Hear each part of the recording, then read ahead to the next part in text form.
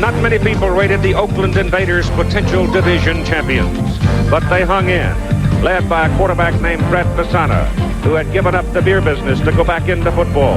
And on Saturday, June 25th, Oakland hooked up with Boston in a battle that lasted to the very bitter last second. And Oakland escaped with a 17-16 victory, and they won the Pacific Division title with a record of 9-9. The Michigan Panthers had a 1-4 start on their season. Adding and changing personnel, the Panthers came together, particularly helped by the development of quarterback Bobby Hebert, the addition of 3 ex-Pittsburgh Steelers offensive linemen, and the development of the home run hitter for the Panthers, wide receiver Anthony Carter. Michigan rolled off 11 wins in their last 13 games, and last Sunday beat Arizona 33-7 and won the Central Division Championship. And today, ABC Sports presents the second game of the USFL Division Playoffs. The United States Football League. The winner goes to the championship game next Sunday night. And this matchup, the Pacific Division champion Oakland Invaders against the Central Division champion Michigan Panthers.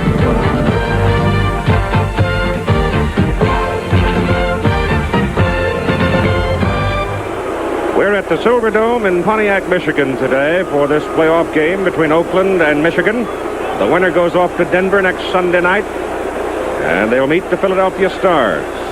The people in Michigan will set a new attendance record today for the United States Football League. They're expecting more than 60,000. The advance ticket sale was more than 55,000. Alfred Taubman reduced the ticket price down to $8.50. He bought all the parking spaces outside for $5, and he sold them to the Michigan Panther fans for $3. He's done quite a job of marketing his ball club. Hello again, everybody. I'm Keith Jackson. Many of you, I am sure, enjoyed that contest in Philadelphia yesterday, with Philadelphia beating Chicago 44-38 in overtime. We'll have highlights of that game for you at halftime. If we have another ball game here at the Silverdome in Pontiac like that one yesterday, they're going to carry me out in a second. I don't think I can last through another one like that. Lynn Swan and I, of course, enjoyed it, traveled over here, and we expect, I think, this afternoon, Lynn Swan, a ball game that's going to be tough for the Oakland Invaders. Well, Keith, if we have a game like we had yesterday, that sack better be big enough for both of us. The Oakland Invaders, to me, are the surprise team. They are a surprise team. They did very well. A 9-9 record coming into this playoff game. They kept pace with the competition, but they did it mostly on the arm of Fred Fasana.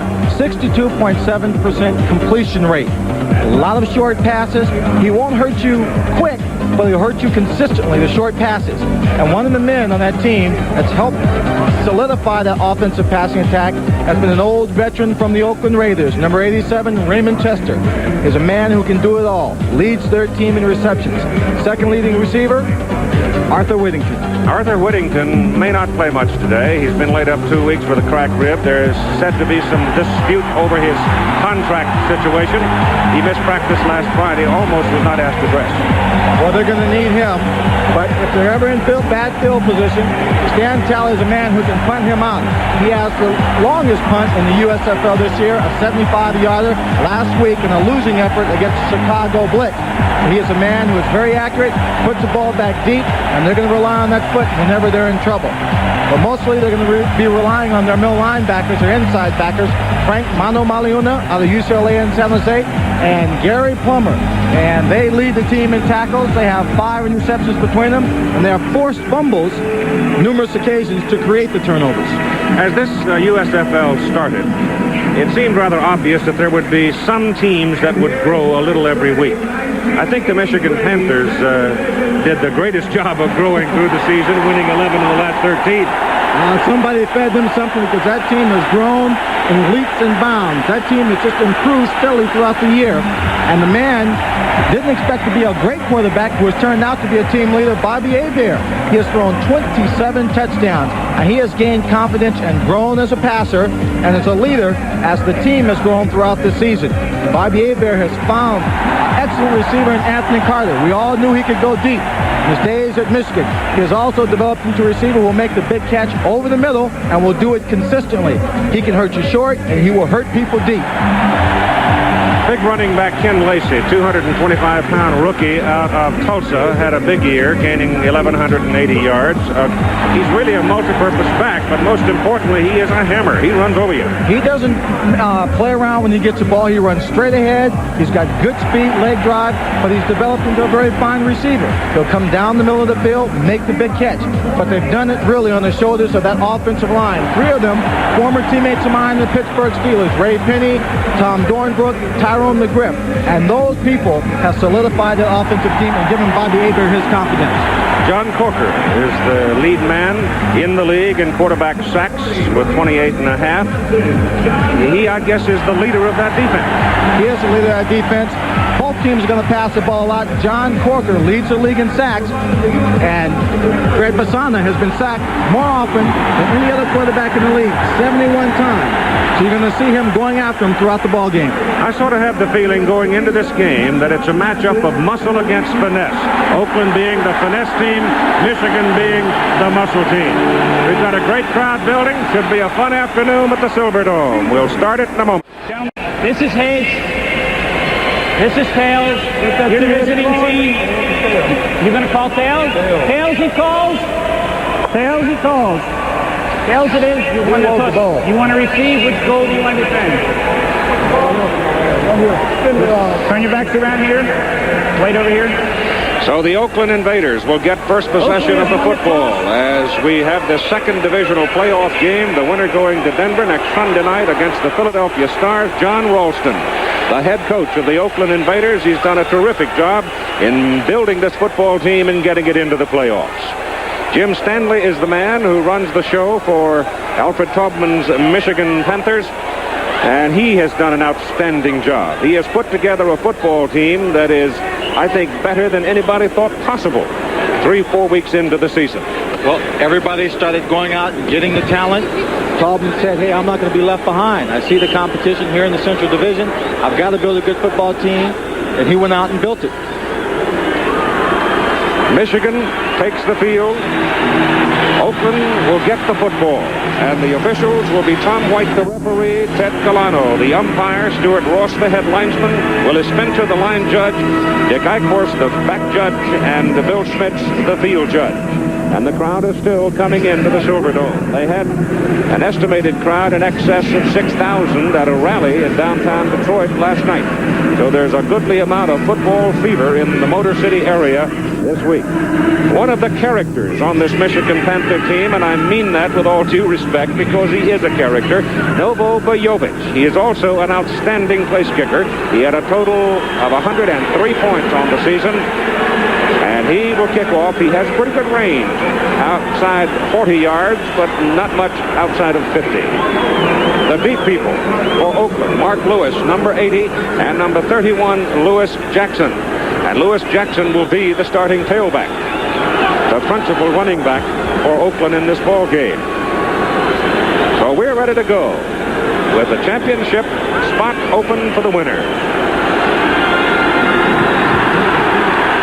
The kick is very high to Mark Lewis. He gets a hold of the sideline. It's a fine return out to the 35-yard line for Mark Lewis, where Lonell Fee brought him down for Michigan. Fred Basana comes out now, 63% almost in his completions this year. He will open at quarterback. Lewis Jackson, 200-pounder at one setback position. Ted Terosian is the fullback at 225. The wide receivers, Wyatt Henderson and Gordon Banks, not too big but quick. And Raymond Chester, the old pro in his 13th season, at tight end. They opened with two fullbacks in there. He sends out Jack Holmes instead of Jackson. And Basana will put it up. He looks, he throws. It is caught at the sidelines by number 88, Gordon Banks. And Banks is brought down after about a 7-yard pickup. Gordon Banks at 5'9", 170. He played 2 years with the New Orleans Saints. The offensive front for Oakland, Kurt Yonker, 270-pound tackle. Steve Houston, 255 at guard. Jeff Harper, 250 at center. Frank Frazier, 280 at tackle on the right side. Dale Markham, 285. Big on the right side. Now Jackson is in. Number 31. And Terosian goes out. Henderson comes to the bottom of the picture. And the handoff goes to Jackson as he tries for the first down, and he doesn't get it. And the ball comes loose, and Michigan says, we've got it. Let's see what the fellas in the striped shirts say. I don't think they're going to agree. But the ball popped loose. It didn't pop very far. Nope. Stuck right in the middle of that pileup. The last time these two teams met, Fred Basana threw 24 complete passes out of 30 for 341 yards and 3 touchdowns, so we can expect him to continue doing the same thing here today. The ball is sitting at the 43-yard line, where it'll be third down and about 2. Ronnie Padgett, David Tipton, and Alan Hughes are the 3-down linemen. Good linebacking core of Kyle Boland, Robert Pennywell, Ray Bentley, John Corker. The secondary, Chapman, Davis, Arnold, and Greenwood. Third down and 2 for the Oakland Invaders. They go to Terosian, the fullback, and Michigan will have none of it. They just overpowered the Oakland offensive front and fouled up the play short of the first down. And Oakland will have to punt. We'll see the league's leading punter, Stan Talley.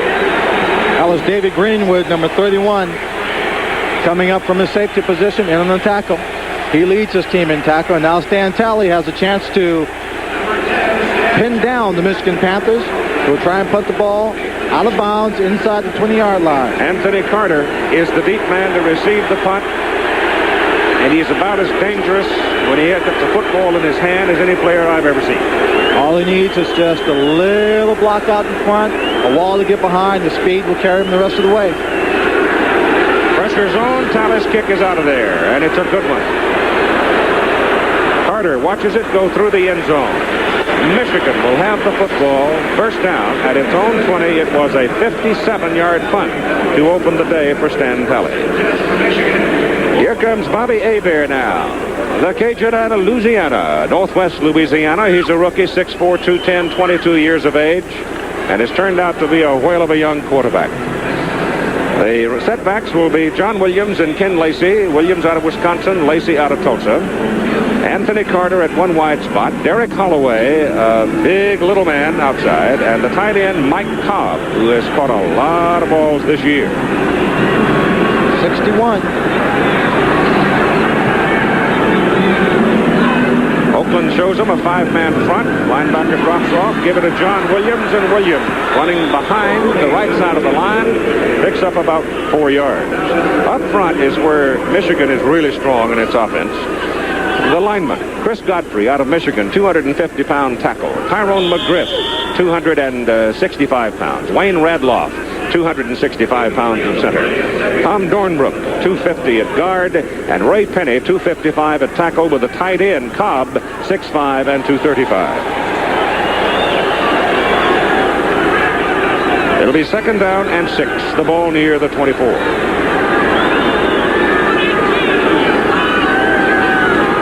Hebert will put it up on second down. Goes short with it to Cobb. The tight end gets the first down up at the 32.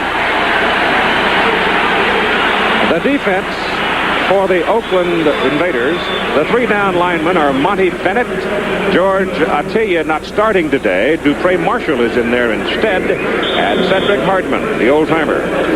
The linebackers are Dewey McClain, Gary Plummer, Frank Mane Maliuna, David Shaw. The secondary, and here's where the pressure is going to mount as the day goes on, Kenny Daniel, Marcus Quinn, Frank Duncan, and Derek Martin.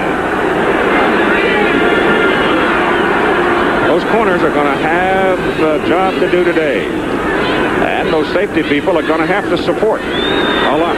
Hebert goes down the middle. Cobb again. Pass just too long. Throwing on first down from the 32. Well, what they're doing when you're talking about the secondary being under pressure, that time they played a 2-deep zone with both corners rolling up to bump the receivers at the line of scrimmage to throw the timing off. The open areas on that kind of defense are right down the middle.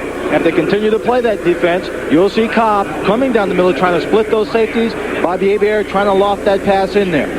In the third game of the season, March 19, Oakland came here and beat Michigan 33-27. Did it convincingly.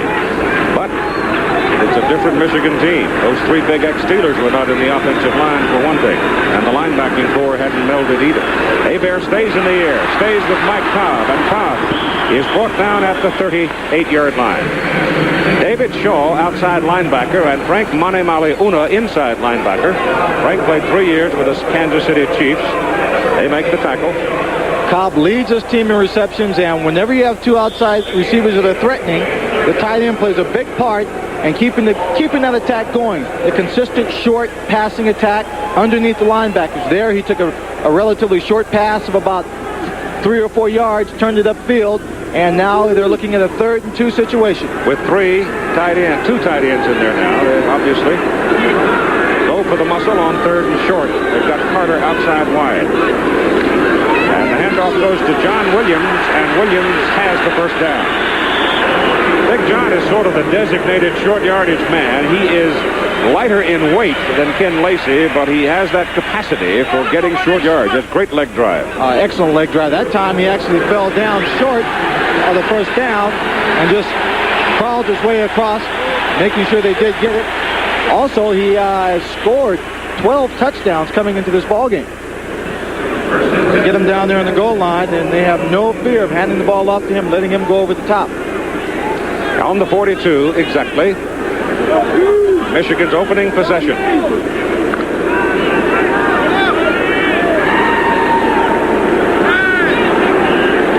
Eric Holloway and Anthony Carter wide. Both can fly. Hebert looking to put it up. Looks for Holloway. Goes for him. And it is thrown out of bounds, incomplete. He had double coverage. Again, double coverage of playing a 2-deep zone with those safeties, with the corners rolling up. Bobby Hebert had plenty of time to throw, stepped up in the pocket, and realized his receiver was covered, and just put the ball out of bounds. I don't think he intended for Derek Holloway to make that catch. And number 24, Derek Martin, was the cornerback on the play. Arthur Whittington there, cracked ribs and a contract dispute. And he was a last-minute addition to the squad, really, because we had heard earlier today that he would not be allowed to dress. Nobody seems to want to talk about the circumstance very much. Hebert hands it off. Lacey's got it for the first time. And the big Tulsa rookie runs it up near the 47. And they'll be looking now at a 3rd down. When you've got a strong offensive passing attack, the draws, low screens are the plays you see. The running back using quite a bit to offset the pass rush. Here's Tim Brandt now, our sideline commentator, with Arthur Whittington. Thanks, Keith. You have alluded to the events of this past week. Now, Arthur, let's talk about your ribs. Are you okay, and will you play? Well, okay, I hope to play. The ribs are kind of sore, but but I can play. If he want me to play, I'm gonna play. But y'all don't know it right now. But I hope to play today. Okay, Keith. Ball is at the 46. They're looking at 3rd down and about 6. And Hebert puts it in the air deep for Carter, too deep. And so it's 4th down, and the Oakland Invader defense stands up. Well, Bobby Hebert went after a big chunk awfully quick. He had a pretty good pass rush. He had man-to-man coverage on Anthony Carter that time, but good coverage.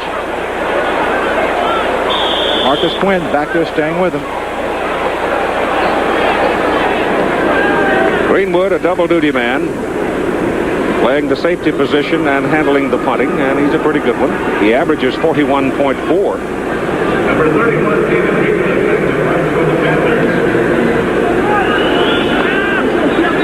Gordon Banks, the deep man. See him standing back there, number 88.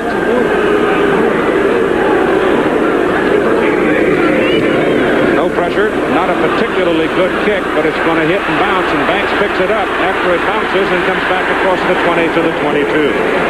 If he had not caught that ball and returned it 8 yards, it probably could have been killed inside the 10.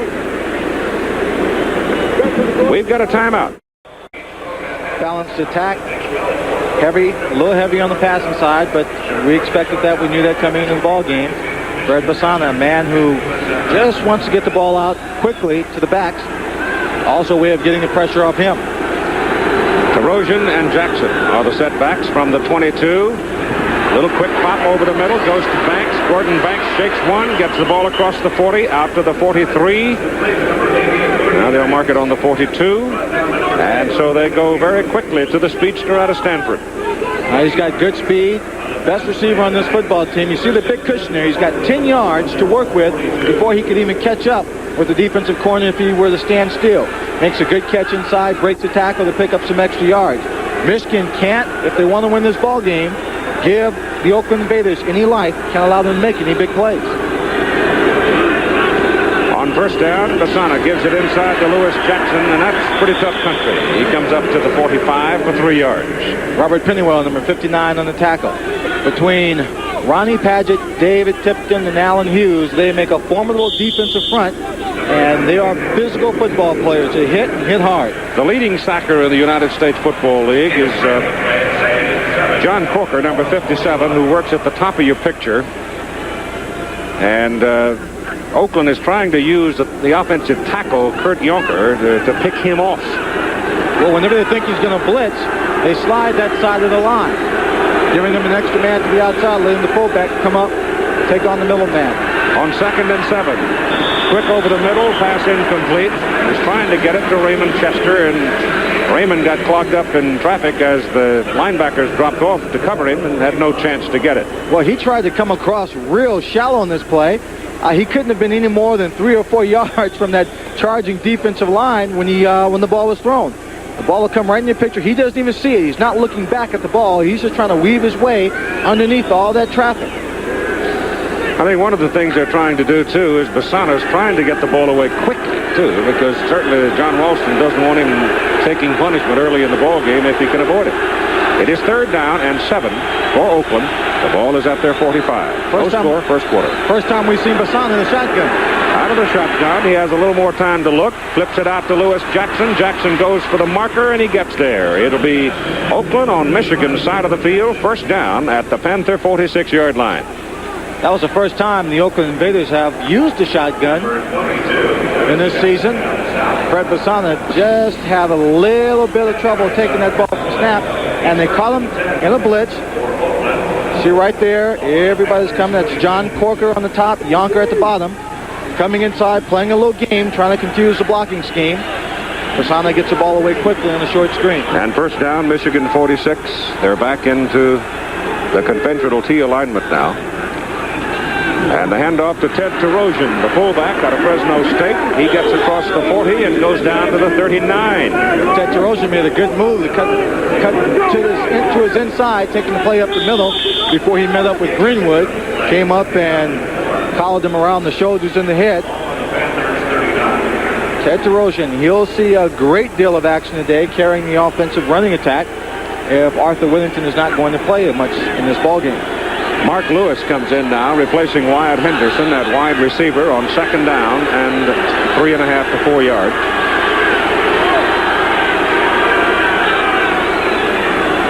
That's Lewis Jackson. Oh, he takes a lick, doesn't he? Ooh-wee, that big old linebacker came up and really nailed him, Pennywell.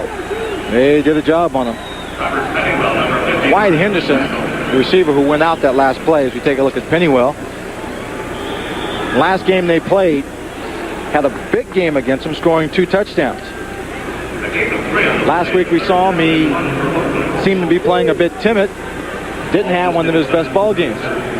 We'll see how he plays today, as they will need all the offensive production they can get. Iro Penaranda, number 21, comes in. Oakland 44% on 3rd down conversions this season. They give it to the fullback Terosian, and he bangs his way close to the 35 and looks like he might have the first down. Looks like he got it up just to the 45-yard line, and that should be good enough for the first down. We started out this year with our spring and summer football and rain and thunder and snow and everything. Today, as we have this divisional playoff game inside the Silverdome, it's an absolutely gorgeous day outside. Well, you know, here in Pontiac, the weather is never a factor. That's right. You don't have to worry about it under the dome. On the 35, Oakland's ball, no score, first quarter.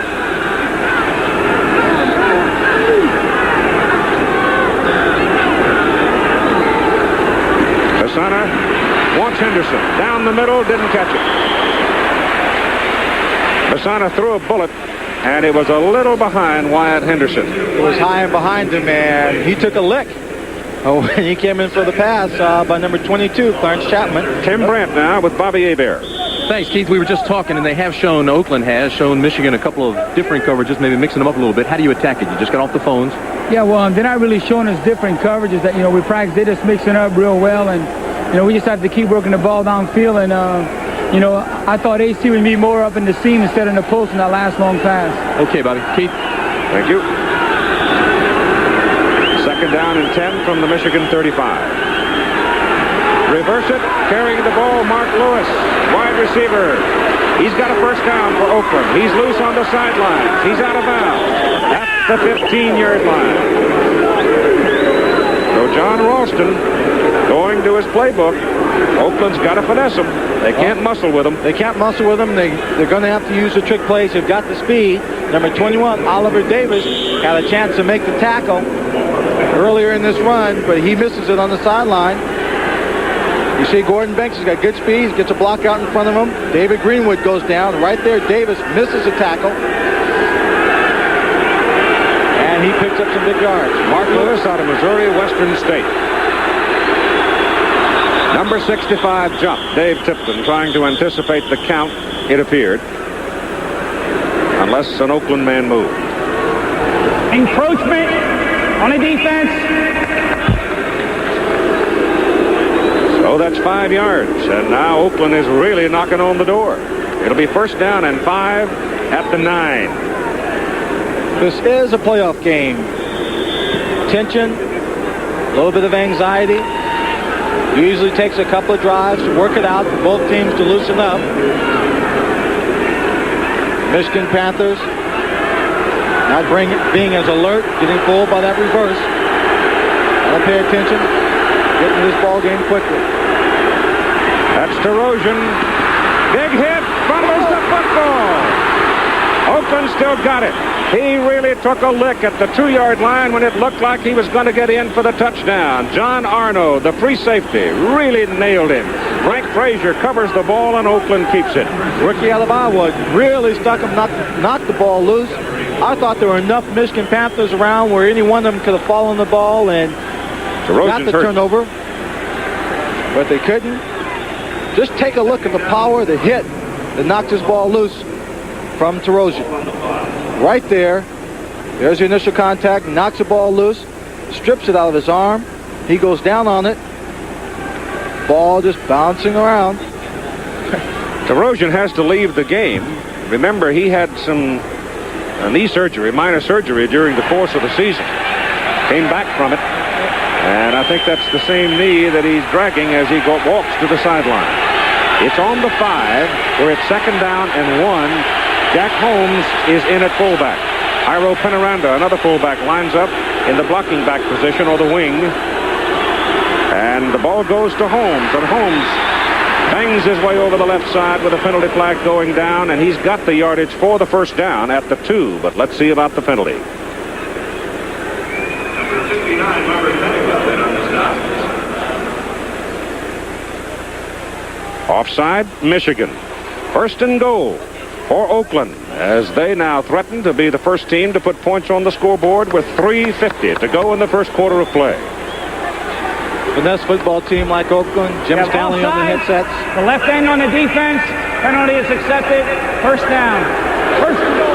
Bonnie Paget jumping. A finesse team like Oakland gets a little breathing room. They can be very, very dangerous. We saw in yesterday's game, just a little bit of excitement, emotional plays. Scott Fiske making a great grab, inspired his team to come from a great deficit to win the ball game. Jack Holmes to the goal line. Short, however, he did not score. Second down. Yeah, let's run 14 minutes. Jim Stanley knows full well how much trouble a team like Oakland can be if they jump out in front of you. That's right. DeRozan is coming back now onto the field. He was hit on the sore leg, but he's back in there. He's quick for a big man. He weighs 227. Defensive line of Michigan trying to bury itself along that line of scrimmage so there's just no place he can run. Erosion did not make it.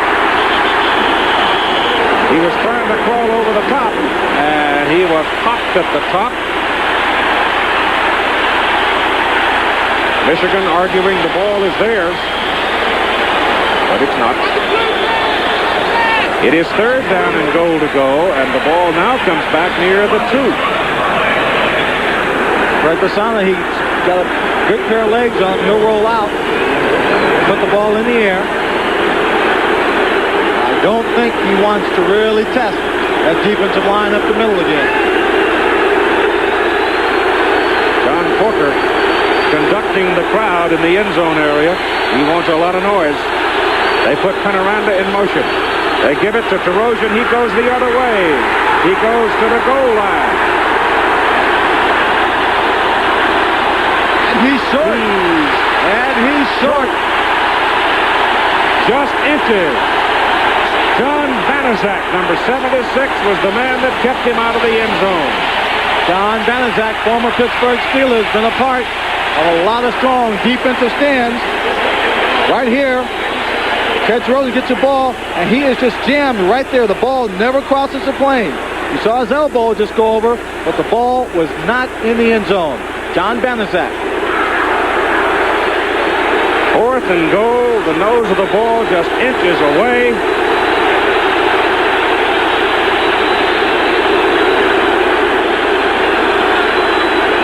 Basana sneaks it.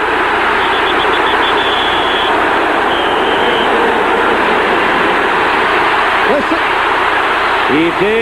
They're going to give him the touchdown. They waited a long time and took a good look at it. And they finally punch it in on 4th and goal from about 6 inches away. Oh, in a situation like that, that's as safe a play as you can call.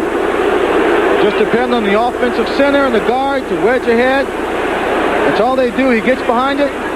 He's buried in there. You can't see if he really goes over or not. But the officials decided he did. It's an Oakland touchdown. And Kevin Shea is in for the extra point try. Fred Basana holds the kicks. Oakland scoring at 1:33 to play in the first quarter. Shea's kick is good. So it's an impressive possession by Oakland as they go 78 yards in 14 plays and take the lead 7-0. Kept away with his quick releases and short passes. Not taking much time. Hanging kick. Well hit by Shea. Way back feed. No return. Michigan will start again for Mitch 20. This will be Michigan's second possession of the ball game with 1:28 to play in the first quarter. And the Invaders leading 7-0. In the first 5 games, they were running about 85 yards for their rushing game. Then they added Messrs. Penny, Dornbrook, and McGriff and Godfrey. And it jumped all the way to 159 yards per game. Of course, part of that is maturity of the young players as well. Now they go from the 21st down. And Hebert hands it off to Ken Lacey. Lacey has a couple of yards, and that's all. And the Oakland Invaders playing them tough inside. Playing them very tough. I'm surprised he doesn't go right back to his tight end with the short passes. Number 74, Dupree Marshall. Nose tackle making the tackle on that play. George Atiye has been the starting man, but Dupree Marshall, who had a tryout with the NFL and didn't make it out of Washington State, 6'3", 255, getting his chance to start. And looks like he's enjoying it. Second down. Make it about 7. Oakland shifts the linebacker up on the outside. Give it to John Williams. Williams crosses the 25 to the 26, and they're looking at 3rd down and 4.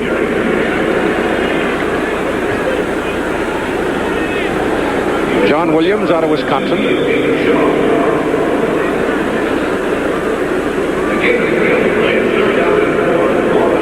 5'11". Not real tall, can get under those defensive tackles, pick up an extra inch or 2. 20 seconds remains in the first period. Michigan runs about 37% on the season in 3rd down conversions. That's Carter at the bottom of the picture. Hebert. No No pressure. Sets up the screen for John Williams. He gets the first down as he goes out with a 33. Oh, he just did get the first down, but that screen looked like Bobby Hebert waited an awful long time. Yeah, it sure did. The screen took a little bit longer than I think he wanted for it to develop. The rush was coming in on him, but he was able to get the ball away as the first period comes to a close. And after 15 minutes of play, the Oakland Invaders, Pacific Division champions, lead 7-0 over the Central Division champions. Yeah, they sure did. That's really been the only offensive productivity in this ball game so far. It was a very well executed drive. Even though they did get the touchdown, they did get a chance to have very strong goal line defense for the Michigan Panthers. They did a good job. They've got a first down. The ball is outside the 33, near the 34. Anthony Carter is yet to see the ball. They've thrown to him, but missed him. And give it to John Williams, and Williams, the hard runner, gets a first down. And then some. Fred Williams was hanging on to him, but he had to have help. And that's the big play of the ball game so far for Michigan. Big play so far. Williams just gets the ball, uses power. Let's take a look at the inside linebackers and see how they play this particular play. They're looking, reading their keys. They get caught up on the inside. Plummer, number 51, right there. He misses, has a chance to make the tackle. And then Williams just drags the secondary, and big number 74, Dupree Marshall, comes on and adds his weight to the pile. 46-yard line of Oakland, first down. First time Michigan's been on the Oakland side of the field, and Hebert on first down puts it up over the middle for Holloway. And Holloway goes down at the 6. Derek Holloway. He's tackled, brought down by Frank Duncan and number 25, Fred Williams. Derek Holloway, the last time these two teams met, caught 3 touchdown passes, even though his team lost, and he almost got another one here against the Oakland secondary. Good post pattern that developed late, got in the seam, wide open. The linebackers reading the play. Look how far back they're dropping. 15 yards. They see the ball in the air. They turn and run, but it's too late. He takes the ball down to the 6-yard line. First and goal to go Michigan, a 40-yard pass play. Holloway only stands 5'7", weighs 165 pounds, but he's tough. Played at Arkansas. Give it away to Williams, and John Williams, touchdown.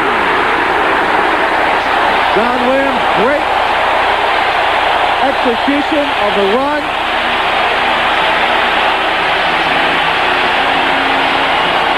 The fans know they have a good football team here. Getting down by 1 touchdown doesn't mean a great deal in only the second period of play.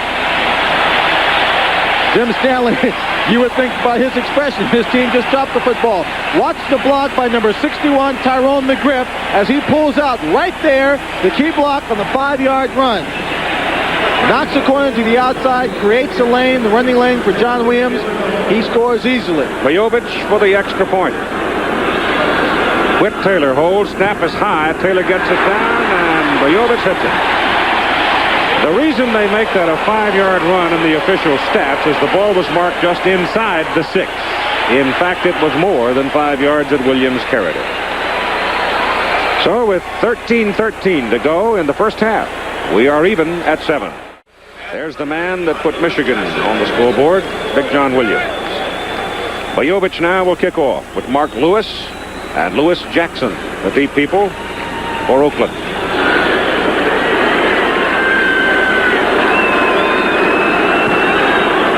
High kick. Jackson way back. Going to come with it. Gets it out across the 20.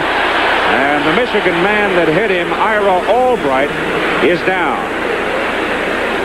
Really nailed him, but Jackson flew across the 20, and you've got a timeout for Albright. No question his injury is somewhere in the neck area. But it was terrifying for a moment, the way he stretched himself out, laid himself out, and took that blow on the side of the head. Took the blow on the side of the head. He could have broken his neck or his back, hurt his shoulders.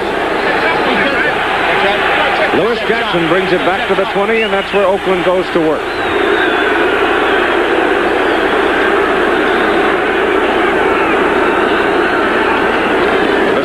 it to Lewis Jackson, trying to sweep. Gets around the corner and gets about 4, close to 5 yards.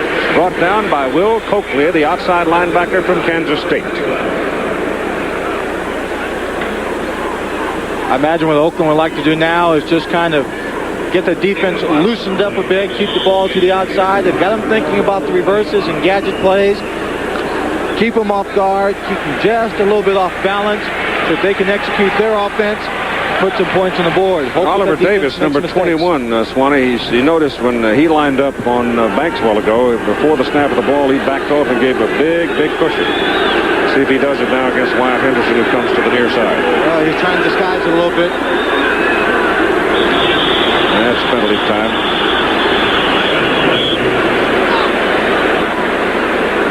Probably procedure against Oakland. False start on the offense, the quarterback. So that moves him back 5 yards. It'll mark the ball just inside the 20. And let's go right now to Derek Holloway with Tim Brent. Keith, when we talked to Bobby Hebert, he said he was going to try to get his receivers in the seam, and it looks like they're doing that quite well. They're playing a lot of zone. Yes, they are playing a lot of zone. They're trying to disguise the coverages. And I just curled over in the middle, and I was wide open. Just talking to Fred Bassan on the other side, he says that it's really terribly hard to hear. The receivers can't hear. Are you having that problem on the audibles? No, we're not, because the crowd quiets down for the offense, and they raise up for the defense. Okay, Keith. Home field advantage. Banaszak almost jumped, got back in time. Bassano's pass to Jackson over the middle, across the 30, 35, 40. That's a tough run, and it's a first down for Oakland. Number 21, Oliver Davis, and John Arnott, number 25, making a tackle on Lewis Jackson. When you're a physical defensive football team and you like to hit, you have to be careful because you want to tackle people. You don't want to take a chance that your hit is not strong enough to knock the guy off his feet, the running back off his feet. You want to put your arms around him and bring him down to the ground. So far in this ball game, Michigan, in their exuberance to inflict the hard hit, have not been making the good, solid tackles. First down at the 40 for Oakland. 7-7 ball game, 11.5 minutes to go. Bassano on a rollout, gets away from the pressure, hits Raymond Chester. Chester's got a first down as he is flipped at the 47 of Michigan by Clarence Chapman. That's a good play, taking advantage of Fred Bassano's mobility and Raymond Chester. He rolled out beyond the rush of number 52, Kyle Borland, the outside linebacker, the rookie from Wisconsin. Got to the outside. He now has the option where he can run it upfield or dump it off to Raymond Chester. That time, Raymond Chester was already 9 yards downfield. Throws a short pass, real safe, picks up the big first down. Bassano 5 out of 7 for 70 yards. First down at the 47 of Michigan.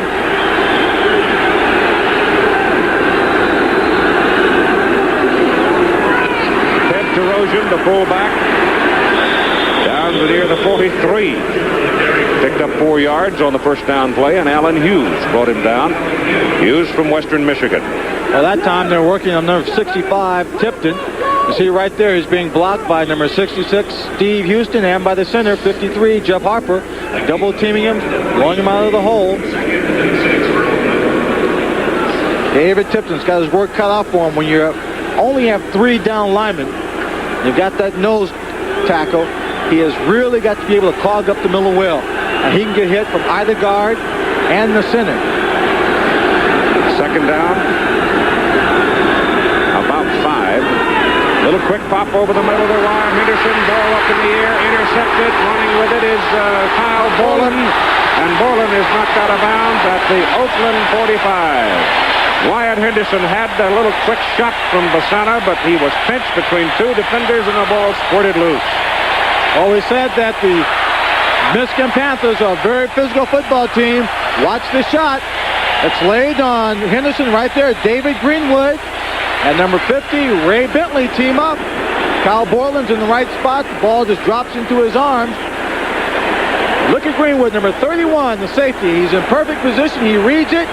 Right here, the stick, both he and the linebacker. And he just buries him in the ground. Wyatt Henderson had some problems last week, hanging on to the football in traffic. This time, Bentley, the linebacker, Greenwood, the safety, team up to get the turnover, and it's the Michigan Panthers with possession.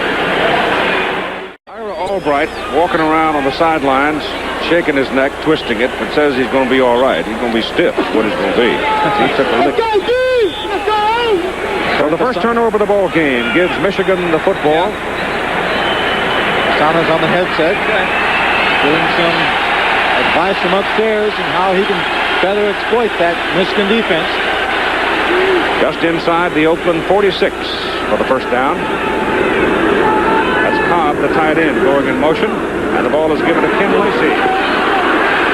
There's nothing fancy about that. It's just a plain old-fashioned power sweep, and it's good for 9 yards. A good sweep. You had Dornbrook out in front of him. Got just enough blocking so he could turn it upfield. Get going in the right direction. Good for a 9-yard gain. How important is it to have those big men up front?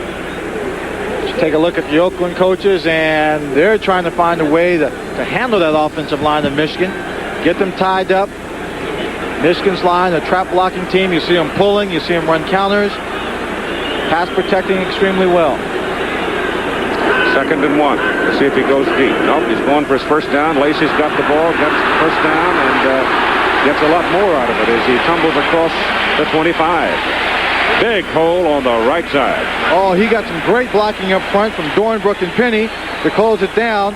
He also got a very good block from John Williams, number 40. You see right there, just Dornbrook running downfield, keeping his man at bay. Cobb, number 89, blocking on number 40. Marcus Quinn giving him the extra help downfield. John Ralston knows that his defense could be in for a long day if they don't find a way to get through the blocking of that offensive line. Stop Lacey when he gets near downfield. The 23-yard line now, where it's first down. They send Williams. Starts to the middle, veers to the outside, and gets 2 yards on the carry.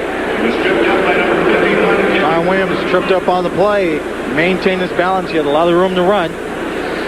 Gary Plummer, the inside linebacker who led the Oakland Invaders in tackles, a rookie out of California, suffered a painful ankle sprain in the ball game against Chicago last week. He's in there hustling today. So everyone knows a championship game or playoff game, there's no tomorrow, that old cliche, and you've got to really play with a little bit of pain. 2nd down and 8 from the Oakland 21. Staying with the ground game, Williams caught from behind and knocked down as a penalty flag flutters into the stack. Randy McClanahan, who had 6 years with the Oakland Raiders, or now the Los Angeles Raiders, makes the tackle. It's a holding call. It goes against Michigan. So there's a little help for the Oakland defense. They're backing them up. Now with 2 speeds, just like Holding, number 61 on the offense. Penalty decline. 3rd down. They take the loss on the play, rotate the down marker. The football is moved back to the 27. Loss of 6 on the play. speeds just like Anthony Carter and Derek Holloway. When you've got 28, 25, 27 yards to go for a touchdown, they have enough room now to really operate and run some intermediate routes that makes it just as dangerous as being on the 5-yard line. Frank McLean is in the lineup on 3rd and 13. Hebert back. He looks for Carter. He goes down the middle to the short man at the 15. They're short of the first down by 1.5 yards. Eric Holloway, 5'7", makes the catch. They call him Papa Smurf. He's a small receiver, can't be much more than 5'9". Gets down, makes a catch. 5'7", there he is. 165 pounds. Heck, when you're 5'7", you don't have to bend down that far to pick up the low ones. Bojovic is in for the field goal now. The ball is sitting at the 16. And they'll snap it and down it out of Whit Taylor's hold at the 23. So it's a 33-yard field goal. And if it's against Oakland, it'll be a first down for Michigan. If it's procedure against Michigan, number 75 on the offense. it is. Tony Osmond moved. So that backs up Bojovic 5 yards. Well, he moved just a little bit. Not actually a bad idea. Give him a little wiggle. If you can draw that defense offside, pick up the first down, keep your offense out there, give yourself a chance to score the touchdown. 38-yard field goal try now, and on the season, Bojovic 2 out of 4 from that distance. Good snap and hold. A lot of leg, and the kick is good. So at 6 minutes and 37 seconds to play in the first half, the Michigan Panthers go in front in the ball game by a score of 10-7, with a USFL record crowd watching at the Silver Dome in Pontiac, Michigan. Novo Bojovic will kick it off. Born in Titograd, Yugoslavia. Grew up in this country and went to school here in the state of Michigan. He kicks it toward Jackson. Yard deep in the end zones, coming out. Gets a hole on the sidelines. And he is thrown out of bounds, and he almost lost that football. There's a flag thrown on the play. The kickoff team offsides, well offsides. The return is out past the 25 to the 26, so let's see whether or not Oakland opts to take the penalty. Or take the field position at the 26-yard line. Now, Monty, what's happening is he's reaching, the tackle's reaching the Will backer, okay, and there's back is doubling to the back. Yeah, I was thinking the first one they ran, I came out. The second one we had to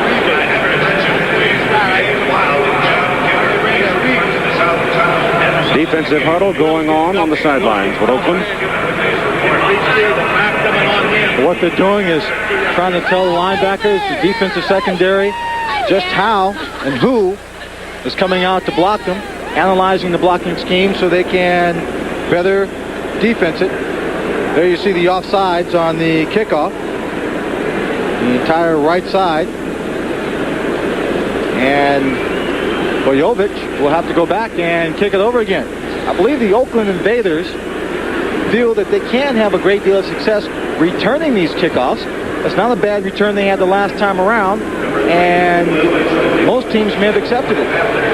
Alan Hughes coming off the field and being helped to the bench, hurt on that last kickoff. The man talking to the Oakland linebackers was Mike Haluchak,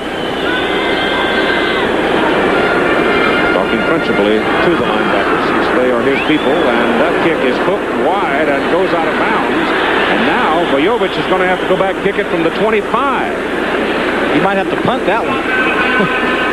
In penalties now, Michigan 5 flags, 23. Oakland 1 for 5. So the Invaders are gaining here through the process of the offside penalty and now the kick out of bounds. Bojovic is not getting a lot of height on his kickoff.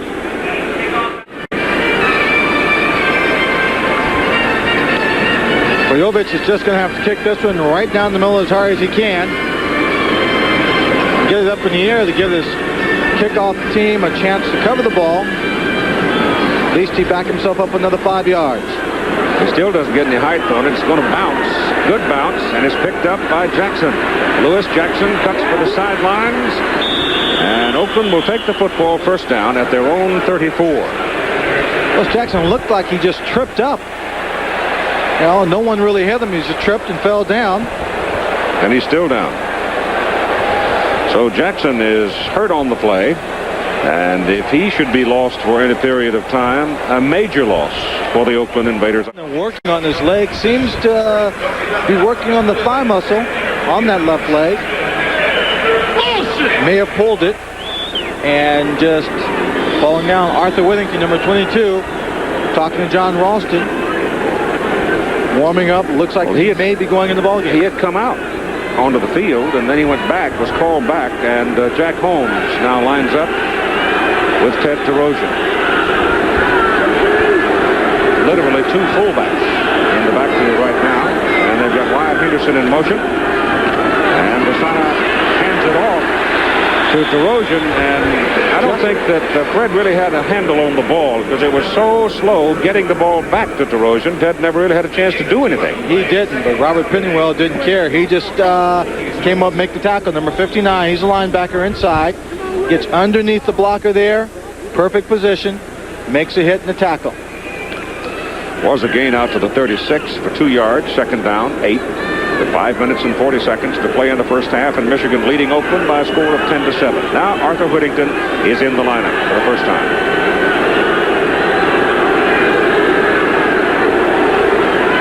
Asana back. Pressure's on him. And he goes out of bounds. Trying to set up the screen pass that time. It didn't get set up.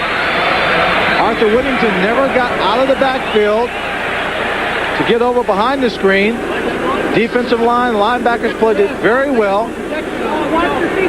Watch to the left side of your television. That whole line moves over. Whittington gets blocked. He can't get out because number 52, Kyle Borland, blocked him, kept him inside. It's third down and about 10.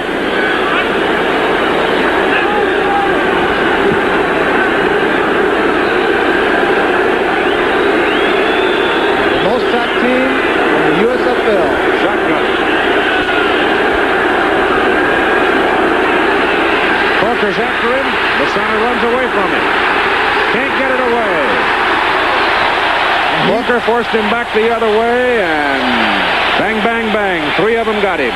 John Corker came over the top, and that blitz from the outside linebacker position. Watch at the left of the screen. He just rolls over the top. Tarosian tries to block him, can't just gets a piece of him.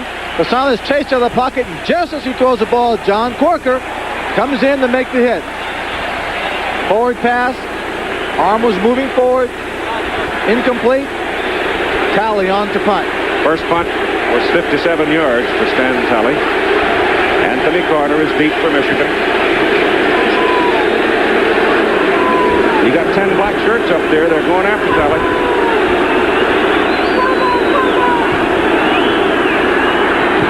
Gets it out. Didn't get all of it. Carter will have some room.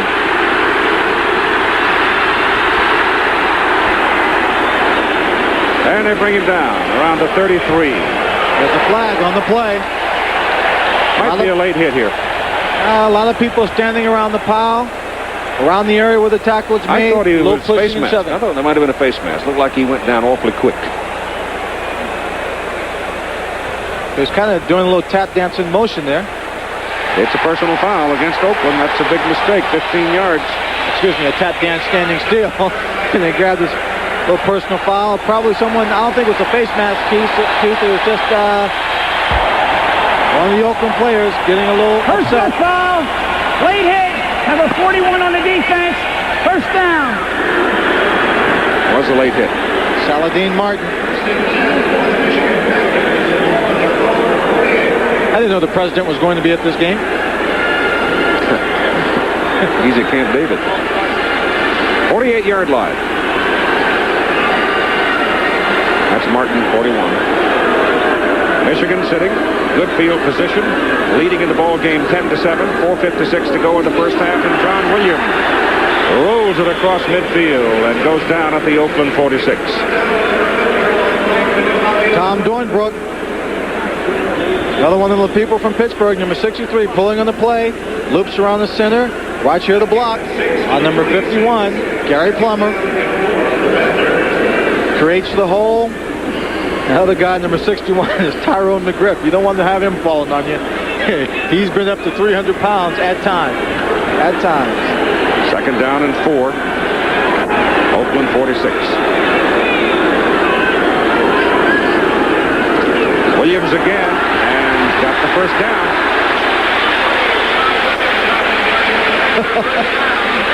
I'll tell you, I get so much pleasure watching number 61, Tyrone McGriff. John Williams did a great job keeping his balance.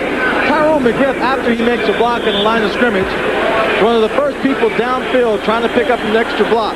That time, Williams on the ground, he jumped over Williams and reached over and just collared one of his guys from the secondary of the Oakland Invaders. Didn't let go quick and said, I'm sorry, I didn't mean to hurt you. Lewis Jackson has gone to the dressing room for treatment of that pull muscle in his right leg. Hebert to throw. Goes for Carter. At the 20. First down, Panthers. He beat Kenny Daniel. Nobody is better with his great speed at flying down the field, pushing that defensive back off of him, and then coming back to the ball. Speed is an excellent asset to have, but only when you know how to use it. Look at him push Kenny Daniels back on that big cushion. Then he stops, turns it in. Timing very good on this play. Bobby Hebert anticipating Anthony Carter stopping, turning around.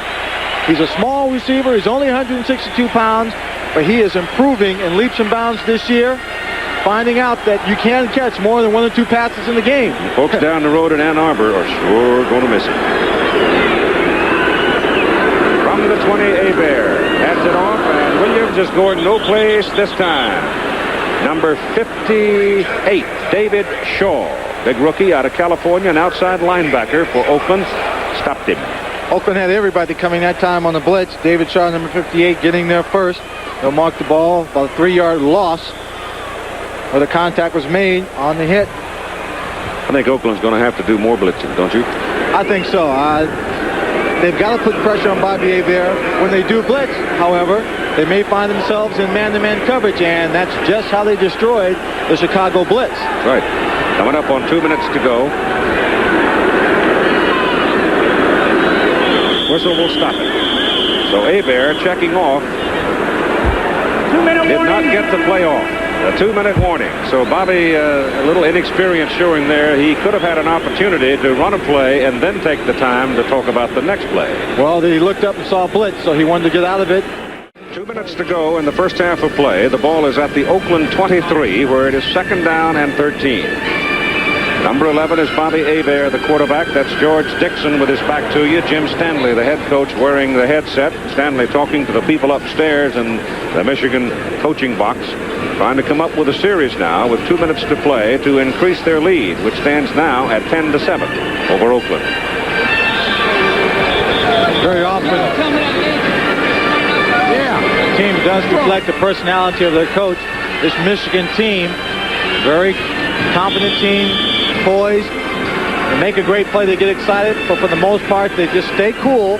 And you've seen the pictures of Jim Stanley on the sideline. He treats a fumble or a bad play the same way he treats a touchdown. Just a little bit of a stone face, waiting for the final results to show any kind of emotion.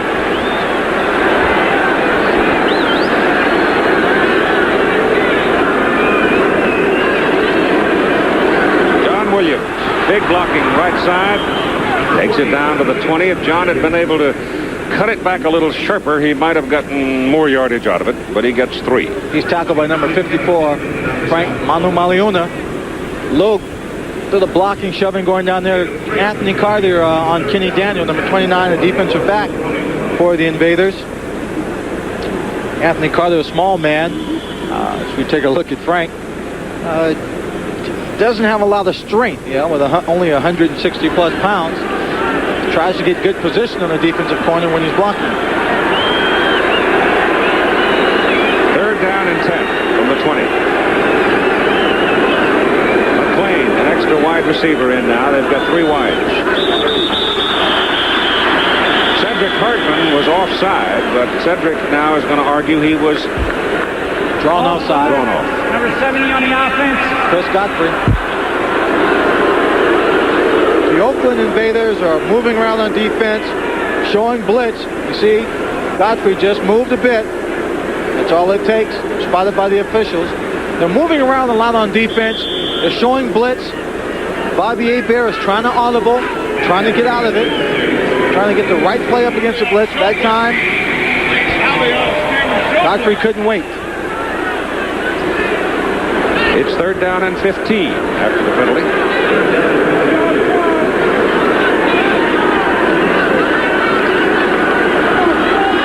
Hebert looking down the middle, goes instead to the short man, and that's interference.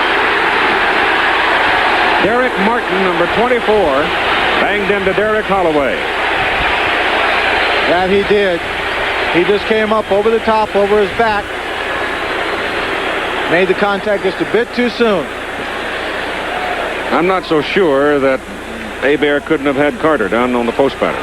He could have, but he looked away from him. Let's look at Holloway.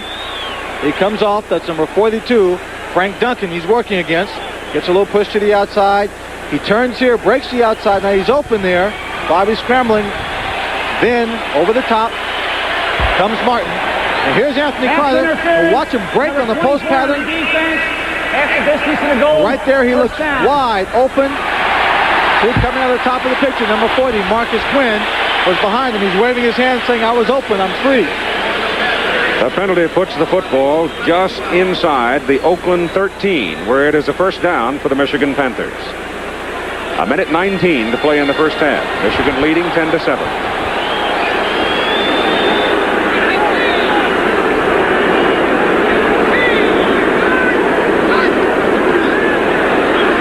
Hebert goes to Lacey. Ken Lacey out of the backfield is to the 5. Make it the 6. Now there's a little good run by Lacey, but Anthony Carter is in a heated argument right now with number 29, Kenny Daniels. He's just a little upset. He was blocking. Daniels came over, was on top of him, had a few words. You saw Daniels coming up, pointing his finger. Obviously a move to try and intimidate the smooth receiver out of Michigan. You watch Anthony Carter. He's driving downfield, trying to get him off, trying to get open. Turns around. He's trying. Just kind of bumps into him from behind, pushes him, and I'm sure Kenny Daniels is saying it's a clip. Right there, he's on top of him, giving a few words with a hand on his throat. Hand on his throat, huh? You listen to a man when he's got a hand on your throat. Hebert 7 out of 10 for 100 yards. He's hit 5 in a row now. The clock is stopped with the timeout. 1:05 to play as Michigan has the football just short of the Oakland 5. They want to get it in the end zone. 1:05 to play in the first half. Michigan knocking on the door. It's been a tough first half of play. Oakland hanging in there, playing some good, solid football. Anthony Carter remonstrating on the sideline with his teammates about the ruckus he's been having down there with the Oakland corners. I know how it feels.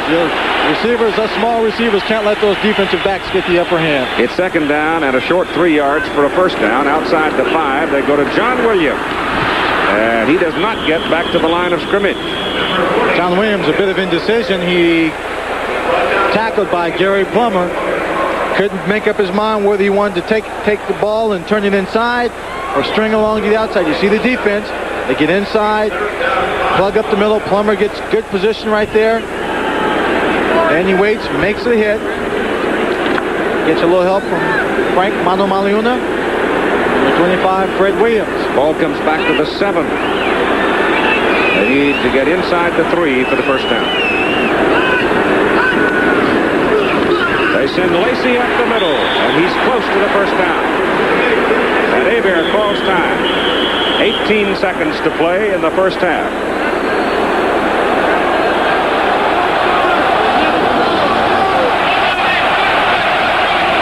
Profile of 2 winning coaches in their division. That's Monty Bennett hurt on the play. Monty Bennett down on the turf.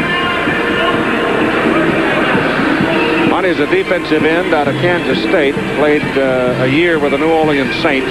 He got caught in the bottom of the pile. And he's obviously shaken up quite a bit. So time is out for him with 18 seconds to play.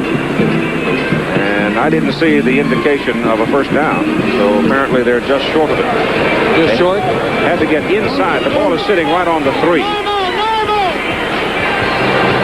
And discussion on the sideline with Bobby Hebert. Boston checks standing above his injured player. Whether you go for the field goal or whether you try and get the first down and call a timeout quickly. It is up. He will leave the ball game. Michigan has 1 timeout remaining with 18 seconds on the clock. Lejovich has come on the field on 4th down and a half a yard. So he's out there with his kicking tee, and I guess they're going to go for 3. Yep. Instead of trying to stick it in the end zone, they decide to send the place kicker out. Well, But Don't bet on back. Bobby Hebert and the Carter receivers. and Derek Holloway. The tight ends are coming out. Bojovich comes back off the field. The crowd loves it. So on 4th down and a half yard, Michigan's going for the touch, or at least the first down. With only one timeout remaining and 18 seconds to play, I would expect them to try for the first down. Oakland now wants a timeout.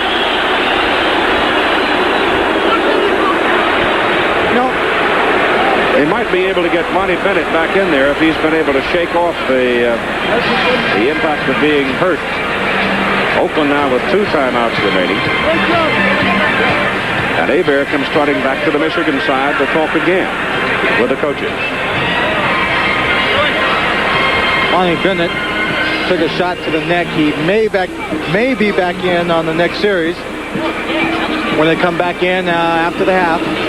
Lewis Jackson has gone into the locker room with a deep thigh bruise, but he's now, I see, sitting on the bench again. 4th and a half a yard for Michigan. Hebert on a rollout.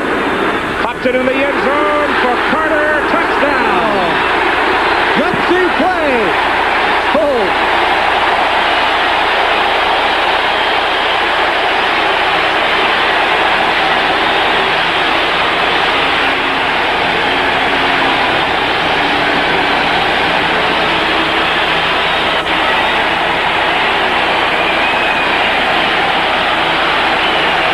60,000 fans came out to support the Michigan Panthers, and they're not going to be let down. At least if you leave it up to Bobby Hebert, the coach, Anthony Carter, a quick turnaround pattern there in the end zone, makes a catch in traffic. Bobby Hebert put a little speed on that ball. Touchdown. Bojovich for the extra point.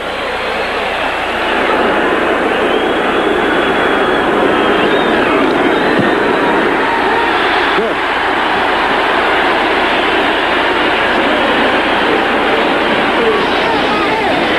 11 seconds to play in the first half, and Michigan now goes out to a 17-7 lead. And everyone in this stadium expected this team just to get the first down. They come up with a pass play, taking a chance. Let's look at the defensive play. There's not a lot of room to back up into the end zone. They just play it along the line of scrimmage. Everybody's following the flow of the play. Bobby Hebert gets an open seam right there, rifles it in quickly, in between Frank Mano-Maliona, number 54, number 29 for the Invaders defense. Carter, excited, spikes the football. Pretty fair pair of hands. Oh, not bad. He's finding everything on his high fives, too. They're going over his playlist that he carries on his left arm. The plays are wigwagged in from the sideline by Mark Miller, reserve quarterback. Billy Yancey is now a deep man with Mark Lewis for Oakland to receive the kickoff from the Michigan Panthers' Novo Bojovich with only 11 seconds to play in the first half. Well, it's knocked down up front by number 59 for Oakland, Dean Moore, a linebacker. And Moore, running like a fullback, comes all the way out to the 44-yard line. And 3 seconds to play. Oakland gets 1 play. Oh, Bojovich just squirming the ball, keeping it on the ground, wanting one of the big people to handle it, forcing him to use up more of the clock. They would not have minded if that big man had taken the ball and run out down to the 30-yard line just as long as he didn't score and used up all the seconds on the clock. Now the Oakland Invaders will have to run at least 1 play.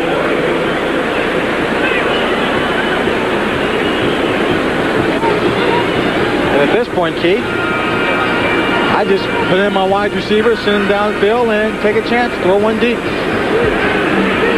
Throw it up and see what happens, because the half will not end on a penalty against the defense. Minnesota Vikings were always so good at that. They seem to come up with that play more often than any other team in professional football.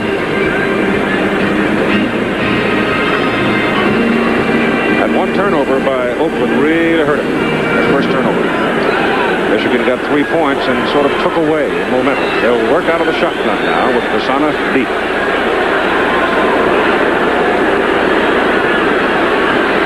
He's got a lot of time. Throws it as far as he can. And it's knocked away. David Greenwood, who wanted the interception. Just for the record, if nothing else, the first half is over. And after 30 minutes of football here at the Silverdome, the Michigan Panthers lead the Oakland Invaders 17-7. The winner goes to Denver. As we indicated today, that we would have a new record crowd for the United States Football League, and the reason for it is the man that owns this franchise, Alfred Tubman. He took a bold step in marketing. Instead of raising the ticket prices for a playoff game, he reduced them down to $8.50. He went out and he bought 12,000 parking spaces for $5 each and sold them to the customers for $3. You just got a little bulldog in you to go ahead and do that. Well, I thought it made good sense. We have wonderful fans here in Michigan, and we wanted to give them an opportunity to all be able to come out here today, and they came. Well, do you think it's possible now that your move and the response by your patrons here in Michigan could start something in the USFL, a ticket price reduction across the league? Not necessarily. I think each market have to determine what their needs are, and we determined what our needs were, and that's our direction, and whatever the other team owners want to do, that's up to them. You started out 1-4, stumbling some, but your people have produced a heck of a football team. Well, they worked hard, and I think we had to learn. It took us time to get started, and once we got started, we took off, and I hope we continue to take off. Seems like we're doing well here today, and I hope our men continue to do as well. Thank you. Thank you very much for the visit, and good luck. Thank you very much. Mr. Alfred Tubman, the owner of the Michigan Panthers.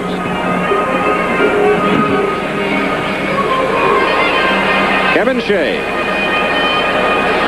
getting ready to kick off for the Oakland Invaders as the Invaders trail in this football game by 10 points. What do you think, Lynch, One, for this second half? Well, I think Oakland is definitely going to have to open up their offense more, take a few more chances. They're going to have to put the ball in the air. Arthur Whittington is going to have to come in this ball game and give him a hand. I think they miss him a great deal. That's a very high kick by Shea. Just inside the goal line, Lionel Fee coming back with it, and down he goes with some authority at the 18. Here are the statistics for the first half of play. Well, the total yardage isn't really that high. Michigan, after the interception, had excellent field position, didn't have to move the ball that far. Everything is about even. Everything's even except for the points on the scoreboard and turnovers. The one turnover resulted in 3 points for the Michigan Panthers. I thought it sort of resulted in a little shift, though, in momentum, too. I thought at that point Michigan sort of got the upper hand. Well, I think coming into this ball game, Oakland knew they would have to play one of their best ball games to win. And with Arthur Whittington not in there and that story developing on their team, it took some of the air out of them. On the first play, Ken Lacey has the football, tries to run over Derek Martin. Martin hangs in there pretty well, pulls his shoe off and his sock, and then throws it aside. And Lacey says, "What are you doing with my shoe?" Derek Martin is mad. He is trying to get something going in that secondary, intimidate the ball players any way he can. If Derek Martin can get an Anthony Carter, a Ken Lacey, a Derek Holloway upset to throw a punch, get them out of the ball game, it's a good move. We saw a game where Antonio Gibson from Philadelphia was ejected, but it was Lenny Willits of Chicago who actually made the first move. Cleo Miller is in, replacing Lacey as he comes off to get a shoe back on, and John Williams just powers it over the right side and moves it across the 25 to about the 26. Well, again, all the weight falling on the inside linebackers to try and fill in the holes and make the plays. Plummer makes a tackle here. You see Maliuna being blocked out, not being able to get in on the play. Tom White stops it for a moment. Now they've got everything in place, and 3rd down and 2 for Michigan. From the 26.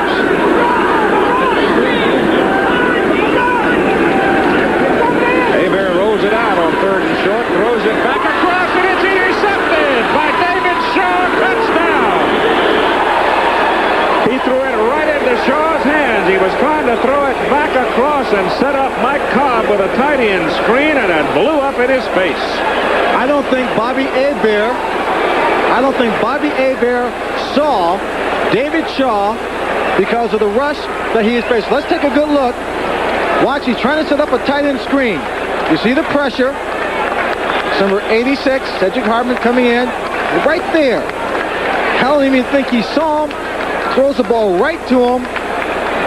He waltzes into the end zone, 19 yards for a very unexpected turnover and touchdown. That's almost like coming home and finding a prize jewel on your front doorstep with no name on it. The kick for the point is good by Shea, and how do you do? All of a sudden, it's close again at 17-14. And a big moment for David Shaw. So the gimme touchdown for Oakland, and they're right back in it. Timeout. Well, Oakland will kick off after that gift touchdown on a play that just startled to me that they would even call it, with that big offensive line that can control the line of scrimmage, and with those big backs. Why in the world do you go to a gimmick play like that on 3rd and 2? Well, I think they were just trying to get too much too soon, trying to come up with the unexpected to get a big play instead of just getting the first down. Shea's kickoff goes well back into the end zone and will not be returned. Now here is Tim Brandt with David Shaw. David's running back on the field, but I've got to ask you, were you surprised at the play? No, not really. It was kind of surprised that they called it right there, right after halftime, but I caught him, you know. Have you ever scored a touchdown? No, that's my first touchdown, Keith. Well, let him go, Timmy. Get him in the ball game. John Ralston will be after you. He needs him. Well, David Shaw, you know, you score your first touchdown and you're on defense. You get an opportunity. He wanted to take full advantage of it. So now, Bobby Hebert, I'm sure shocked and perhaps even humbled just a bit, is back in there now to see what he can do for the Michigan offense from the 20.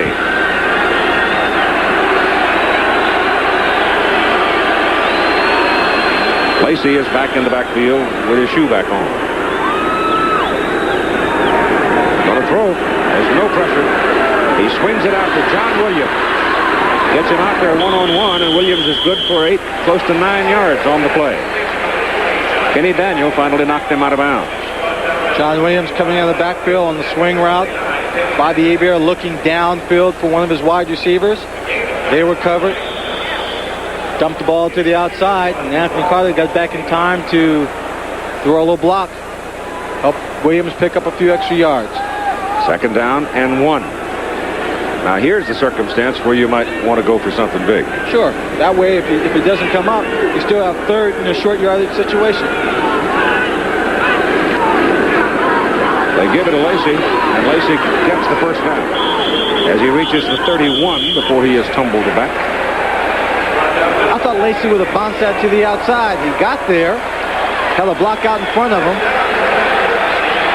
then just cut it up inside. Still gets the first down.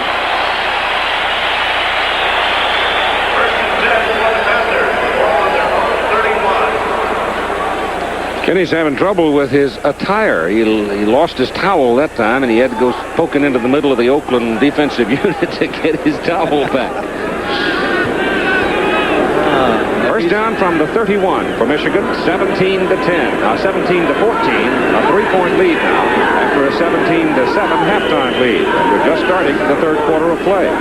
The winner goes to Denver to play Philadelphia next Sunday night. Hebert, with all the time in the world, bounces the ball in front of Derek Holloway. Didn't get it up.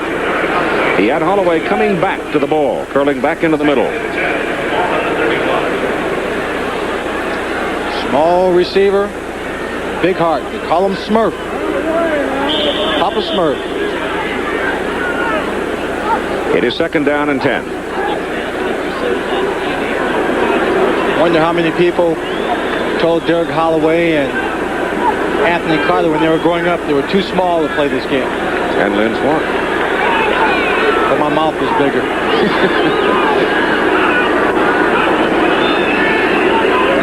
Hebert lofts it over, intended for the tight end Mike Cobb. And with the pressure coming, missed it. Almost intercepted. The ball was thrown well over the head of Cobb.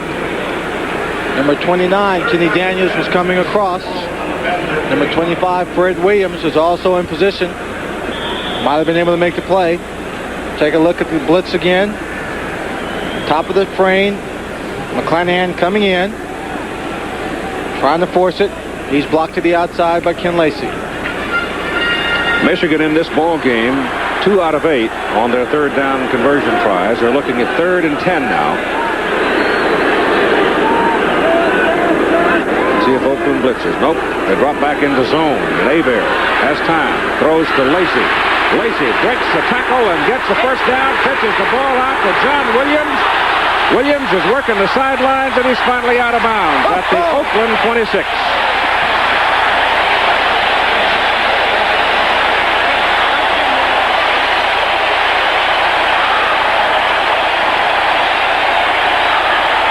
And again, there's a scuffle on the field. The secondary of the Oakland Invaders trying to intimidate Anthony Carter. What a play by Lacey. She breaks tackles.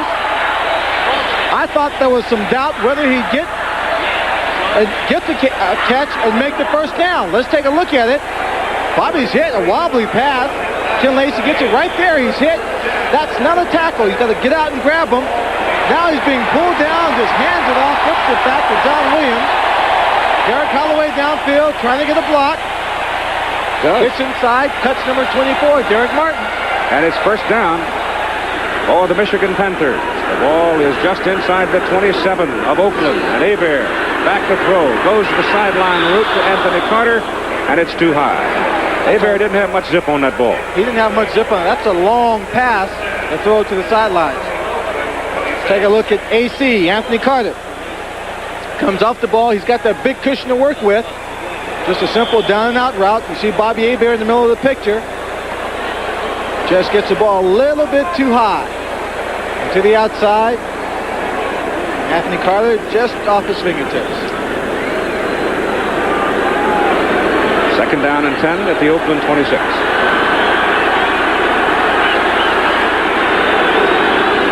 Three-point ball game, 17-14. They send it inside to John Williams. And Williams is inside the 20.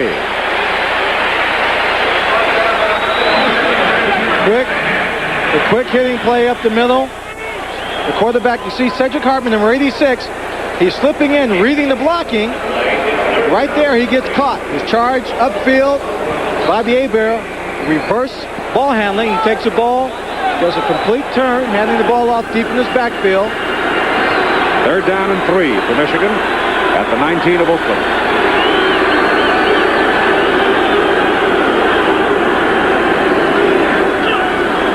Hebert flips it out. Lacey gets the first down. Lacey is out of bounds at the 11. Ken Lacey getting a lot of work.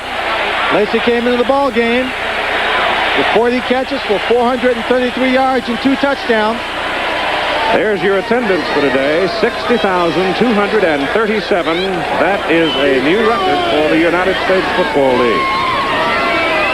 And I don't think, you can tell by those faces, no one is disappointed with the way their home team is playing and enjoying the afternoon. Michigan trying to respond after literally giving Oakland a touchdown. And they've got it first down at the Invader 11.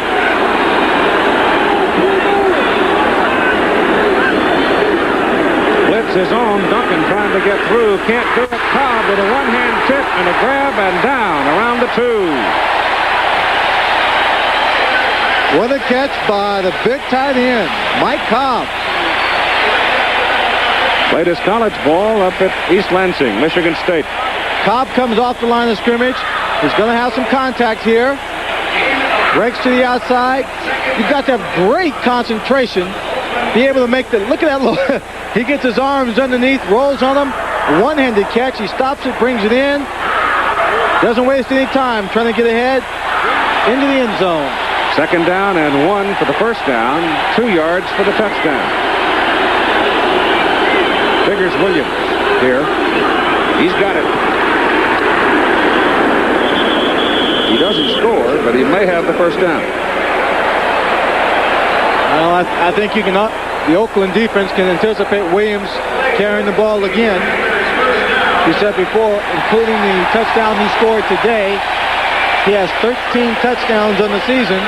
Lacey came into this ball game with 6. Just means that when you get close, when they're going for the 1 yard, in close to the end zone, Williams is the man they want to have the football.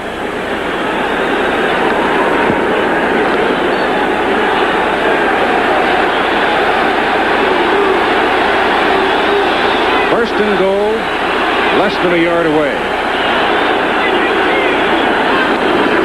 The quarterback, Hebert. Touchdown.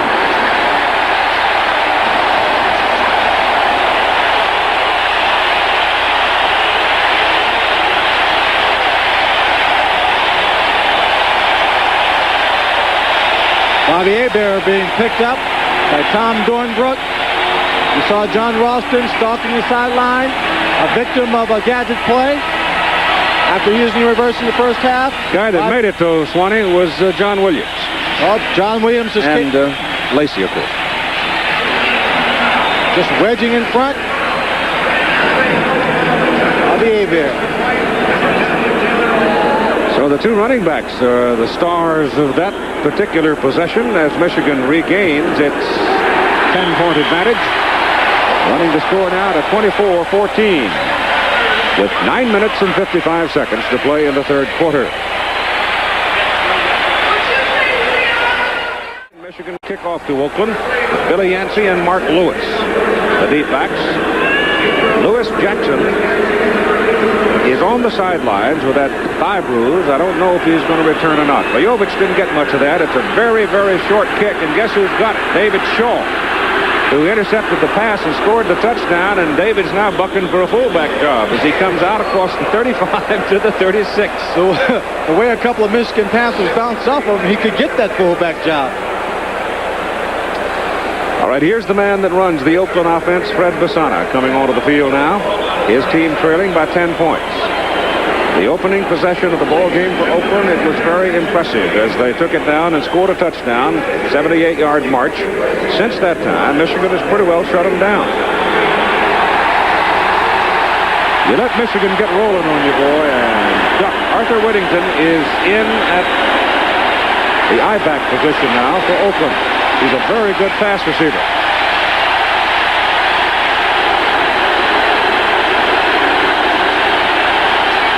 Basana says, wait a minute, and walks away as the crowd comes up roaring, and there's no way in the world that his wide people could hear him give the snap count.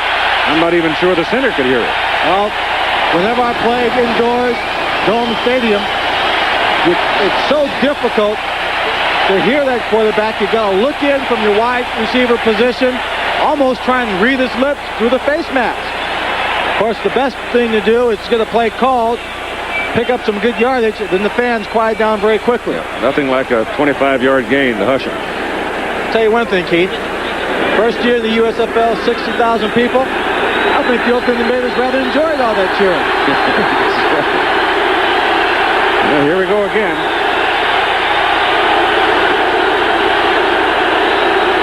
Basana gets the play off, turns the ball to Arthur Whittington, and he's out for the 40. Picked up about 4 yards. Now let's check in with our partner, Tim Brandt. And Kenny Lacey's the man that made the catch in the lateral for Michigan on that last offensive series. Was that a design play? No, it wasn't a design play. Well, I saw John, he has a wide route out there, and I saw him coming up the sideline. So I figured he'd get a little more yards than I did, so I just tossed it back to him. Go ahead, tell him what you told me. He said he's got to do something special on TV for you, Keith. All right. Well, we're enjoying his work. From the 41, Basana back. Looks and looks, and he has plenty of time. Now he throws it away. He had plenty of time, all right. Very nice play-action fake by Basana, but he didn't take a deep drop at all. Just stood there right behind the center, looking for a receiver, couldn't find one, put the ball out of bounds. The previous attendance record, in case you're curious, was the 53,370, and Herschel Walker and the New Jersey Generals played their first home game against Tampa Bay. But they've got 60,237 here at the Silverdome today. It's third down and 6.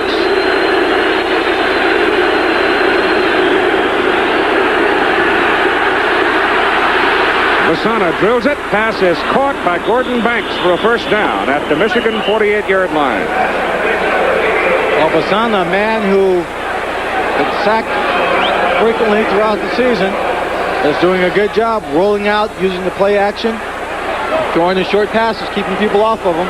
Gordon Banks driving, number 22, Clarence Chapman downfield and curling inside. Bear scrambling on the rollout. Finds him. Picks up the first down. Since that 78-yard drive in the first half, so far this has been the best possession for the Oakland Invaders. Their only possession in the second half. Lasana, throw again. Gets it off just as he is hit. And Banks is out of bounds as he collides with Chapman, but he was out of bounds when the ball got there. Had Chapman underneath. Greenwood over the top. He's going for it.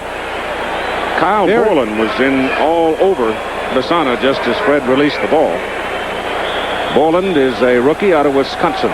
Played for Dave McClain up there, and he's a good one. We'll take a look at it here. Number 52 is Kyle Borland. Being blocked. Sheds a blocker, and right there gets a little piece of assignment, but after he throws the ball. Second down 10. Whittington outside, never got a handle on it. Michigan's got it.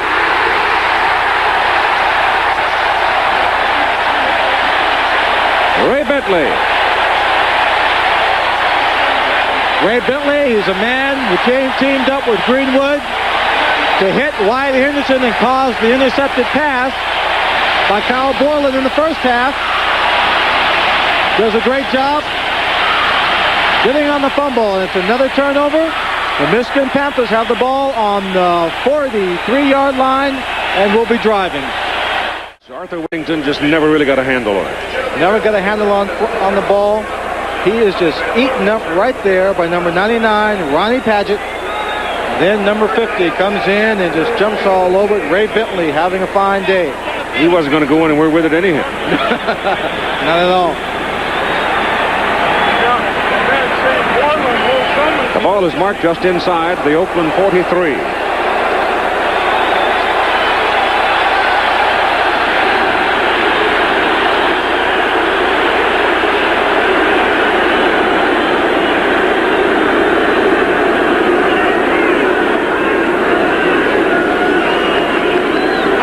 Reverse it to Holloway. And he gets something out of it. A little scooter from Arkansas takes the football down to the 31. And put his head down and right into the stomach of Derek Martin. He said, if you're going to stand there and wait for me, I'm going to give you something. This is actually a very slow developing reverse. There's a lot of traffic in the backfield. Right there you see him getting some good blocks. Reading his blocks, he gets one up front by Dornbrook. Gets to the outside, runs away from someone right there, just puts his shoulder down and drives Derek Martin back for a few more yards. First down for the Michigan Panthers. Look at that difference.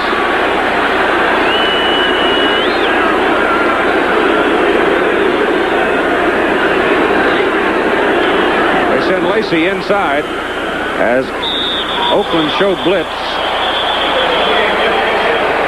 There's no fumble. Number 42, Frank Duncan. And number 40, Marcus Quinn, turning around and finding no one there except for big number 70, Chris Godfrey. And they don't want to argue with him too much. He's a little bit bigger than Holloway and Carter. 3 yards, second down, 7. John Ralston, knowing well now that his defensive unit's starting to wear down some. They're getting tired. Been out there a long time. 8 minutes to go in the third quarter, and they were out there most of the second quarter. And Lacey, power runner inside the 20 to the 18. Well, I mean, there is nothing fancy, just brute strength. Well, what's happening on that play, Keith? Oakland is showing blitz all the way. They're getting ready to bring everybody. What Quinn? You see number 40, Quinn, is coming up on the line of scrimmage, Marcus Quinn. What they're doing on the offense of Michigan, just a quick hitting play, the trap right up the middle. Get the people, get the back quickly into the secondary because there's no one there. You see Quinn is chasing him from behind because he's up on the blitz. Monty Bennett is down hurt on the play. Second injury of the game to Bennett. You see Fordy Quinn again coming up on the blitz. He is out of the play. The play hits quickly up front. That's number 51, Gary Plummer, hanging on to Ken Lacey. He doesn't hang on to that shoestring. It's a Lacey touchdown. The ball is marked at the 19 as Bennett walks off the field with the Oakland trainers. And it is a first down for Michigan.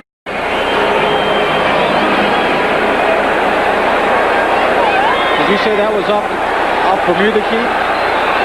Reminds me of my fishing trip. Wonder if I could have caught a whale on the 12-pound line. Cleo Miller is in the backfield now with Lacey. Lacey's got it. He fumbles a football, and David Shaw's got it.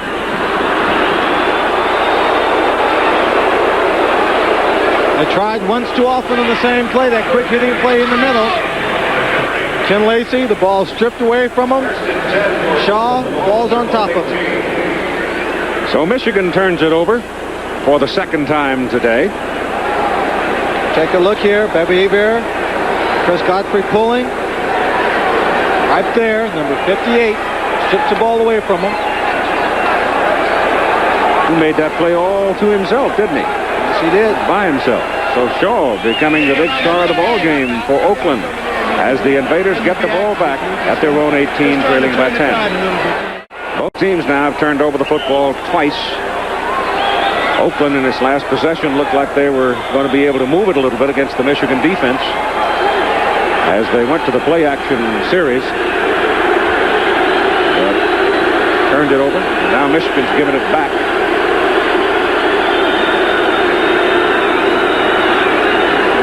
Lasana gives it off to Ted Terosian, the fullback, and he moves it from the 18 out to the 24.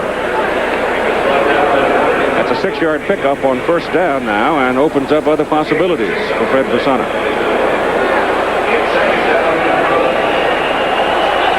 And 57, John Corker got up pretty slow that time. He's in on the tackle.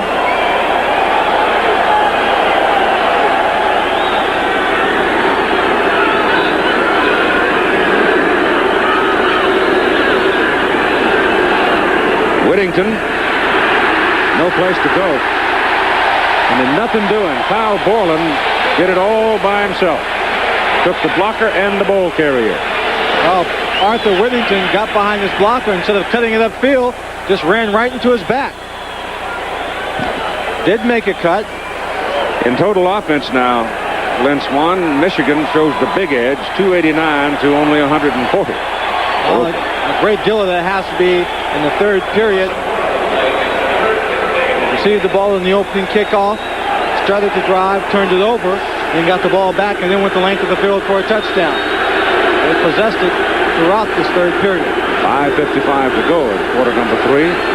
24-14 Michigan. Lasana back to throw it, gets it off over the middle, and it's good to Gordon Banks for a first down out at the 40. Gordon Banks finding the big holes in the secondary. Obvious passing situation. The defensive secondary in a deep zone, dropping back. And right there, he just finds number 25 deep, too deep, and he just breaks it across in front of him. Number 21, Oliver Davis, was also deep. Gordon Banks doesn't need a move when he sees a zone. All he has to do is just find an open area. Whittington comes back now to line up with Terosian.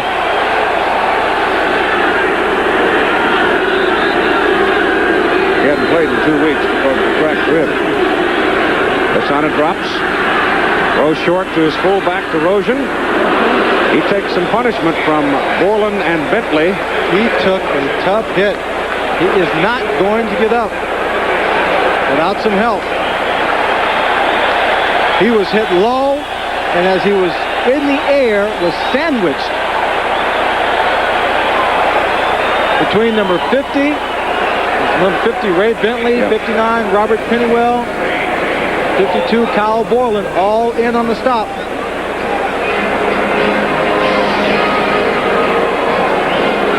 go down to Tim Brent. Next to me, David Shaw is having a fine football game, but I know that you want this offense to put some points on the board. Defense is making things happen, though. Yeah, well, the defense, we're just trying to stop them, hold them in check right now, and get our offense an opportunity to get on track and get things going. You know, we're still into the game. Scored a touchdown, an interception, fumble recovery. Have you ever had a game like this? Well, not for a while. And it feels good, Keith. Well, he called him the young David Shaw. He's 26 years old. Yeah, he's a lot younger than Tim Brant. Looks it, too. The ball is at the 47. We're at 2nd down and 3 as Tarosian jogs off the field. He was deflated by that crunching from the Michigan linebacker. Well, the cheerleaders of the Michigan Panthers hope that they can fly down to Denver and do some more cheering. 2nd and 3. Holmes is in, replacing Tarosian. Desana shoots it and gets the first down as he finds Raymond Chester between linebackers. Pennywell again in on that stop, along with number 52, Mike Borland. So far in the day, they have not been able, the Michigan Panthers defense has not been able to consistently or effectively get to Fred Besana. He's kept them at bay. One of the things about the Oakland ball game today that's beginning to show up now, Besana had been sacked 76 times coming into this division playoff, but today they've been able to get him only one time for a 1-yard loss. Going to reverse it to Mark Lewis. Second time they've run it. Second time it works for big yardage. All the way down to the Michigan 23-yard line. Oliver Davis, number 21, makes a good open field tackle. Second time they run it for big yardage. Michigan Panthers defense pursuing very well on all the plays. Get them going in the wrong direction, reverse it back. There's no help on that backside. Lewis has carried it twice on that reverse play and picked up a total of 45 yards. They mark it at the 22 of Michigan, where it's first down for Oakland. And Tarosian comes back in, replacing Holmes, the fullback.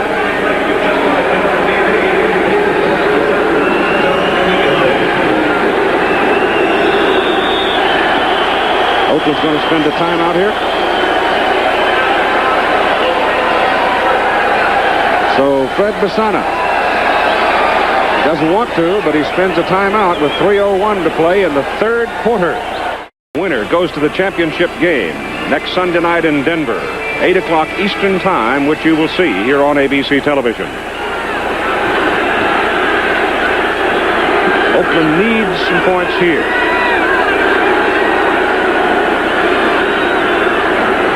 A lot of movement and motion. And Besana back, flips his own, gets his pass off, and it is incomplete. Penalty flags are down. There'll be some kind of pass interference. Thrown deep in the secondary. There's a flag thrown back where Besana released the ball to. Could be holding. Well, they came in on the blitz, and they may just call it a late hit, roughing the passer.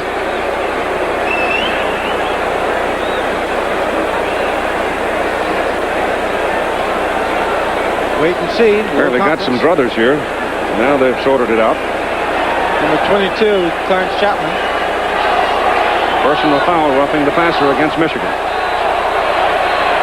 And illegal block. You see the blitz. Watch right here as the safety, number 25, John Arnott, comes in on the blitz, and he jumps into the air. After Besana's released the ball, knocks him to the ground. And the penalty moves the football down to the 11. On the defense, penalty is declined. We have a personal foul, roughing the passer, number 24 on the defense. Penalty is accepted. First down. See, Kyle Boland was holding up Arthur Whittington as Whittington tried to work into a short zone area. So they take the greater penalty, which is the 15-yard personal foul against the quarterback. And the football is now at the Michigan 11, first down for Oakland. So the Invaders are very much in this hunt. Knocking on the door. Jack Holmes is in at fullback. Ted Tarosian carries the ball, fumbles it, and Michigan's going to come away with it.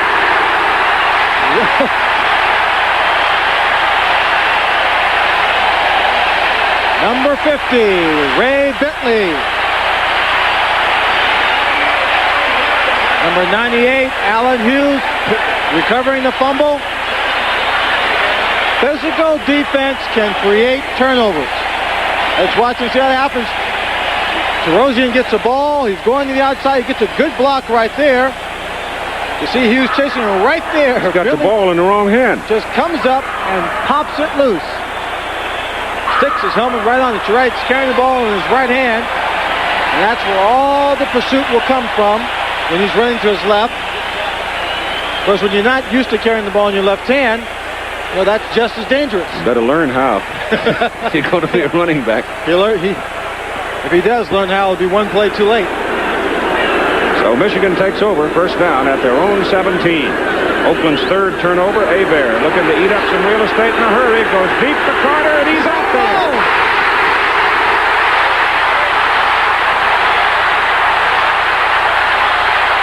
Oh, they finally hem him up. Anthony Carter lost yards on the play by coming back. He wanted 6. What a play. 60 yards. All he does is run, but he runs faster than anybody else, straight down the field. Number 29, Kenny Daniels thought he was going inside, stayed outside. Oh, he gets right up here to the 30-yard line. Now he's at almost at 34, the 26-yard line. He starts to put on some moves, trying to get away. Oh, didn't really lose that many yards. Ball is He's just on the sideline now, getting a little breather. very near the 27 of Oakland. 60-yard pass play. Hebert still looking for it. That's caught by Derek Holloway. And it's going to be enough for a first down. They're going to work on number 29, Kenny Daniels. Anthony Carter coming back says, wait a minute, let me get in on some of this fun. I haven't had enough yet. Not quite a first down. Just missed the mark. Number 29, Kenny Daniels, holding his shoulder. Looks like he's got a problem there. Teammate signaling that he should come off the field. It's like right shoulder it is. He was trying to hold it up. May have just bruised it a bit. 3 catches, 82 yards, and 1 touchdown. Anthony Carter, number 1 pick for the Michigan Panthers. Second down and a yard. John Williams. And he doesn't quite get it. They knock him out of bounds at the 19, so now they're looking at 3rd and 2. 24, Jared Martin makes a tackle. Anthony Carter, you should have seen him trying to block the linebacker. He knows part of his job is to get some blocks when he's downfield. But watch Anthony Carter. He's only 165 pounds, and that's Gary Plummer, number 51. And he does a good job screening him off. Doesn't knock him down, but he keeps him away from making the play. 3rd and 2.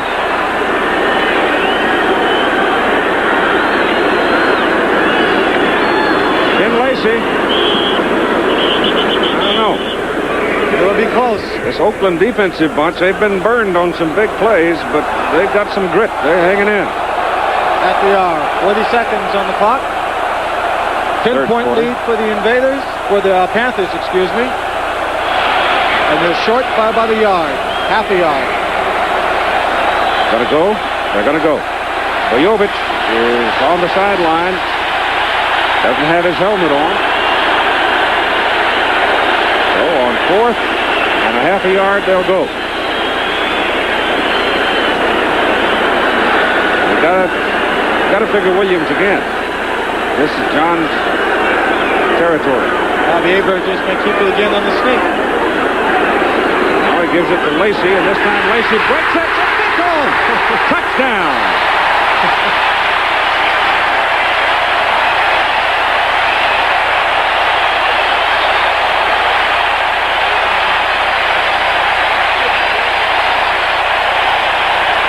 Ken Lacey out of Tulsa. 18 yards off left tackle for the touchdown. 10 seconds remaining in the third quarter. The Michigan Panthers go up. Watch the hole he gets on the left side. He gets some great blocking. Number 61, Tyrone McGriff, pulling here on the play. He gets right behind him. The hole just opens up.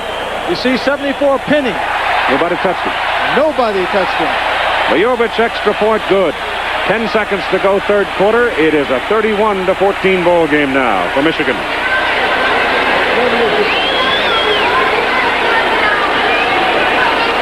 This ball club, you're seeing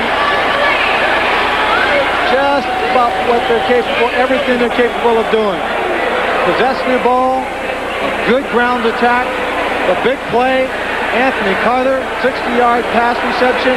Derek Holloway, the low short pass on the sideline. Ken Lacey, 18-yard scamper off tackle, doesn't get touched. Superb offensive line blocking.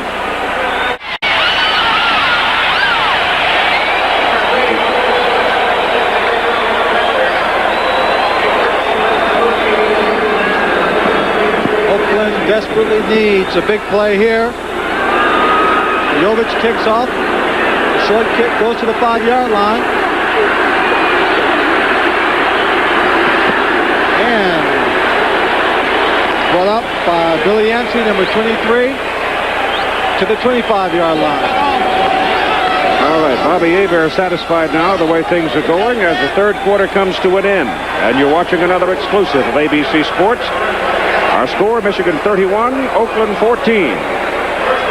We'll be back with the fourth quarter of play after this message and a word from our local station. Pretty well reflect the score. 31-14 Michigan going into this fourth quarter. 244-yard passing for Bobby Hebert. The Michigan Panthers having a big day. All of his receivers playing very well. Starting out the game, hitting his tight end, Mike Cobb, for a couple of quick passes. Then putting the burden on Anthony Carter and some big plays, and Derek Holloway coming up with a couple of good grabs. Now Oakland's got to move it. They're down by 17. Desana wants to throw, having trouble finding, finally dumps it off to his fullback, DeRozan. And DeRozan gets 6 yards on the play, out to about 36-37. Bobby Hebert now with Tim Brett. Bobby, turnovers have hurt them, but you guys seem to be moving the ball at will. Now, did Anthony Carter tell you he could get deep on that play? Well, no, really, I talked to Coach Lee. He was up in the press box at halftime, and, we were planning to run that the second half, and we were just, figuring out the right time to run it, and we knew they'd be coming up on the run, close to our goal line, so I just told him to get, to beat him deep, and he beat him. Praise the Lord. Okay, but Keith? Second down, 4. Just beyond the 31. Desana got a throw now. Pressure's on, goes short, DeRozan caught behind the line of scrimmage at the 29. Coming up, Kyle Boland and Robert Pennywell. Oh, hello, Ted Terosian. They are making them pay fiercely for catching the ball in this ball game. Feeling their confidence, playing good, solid football, not not playing with the nerves and a little bit of the tension they had at the opening kickoff. Desana had a little more pressure on him that time. He's looking at third down and 6.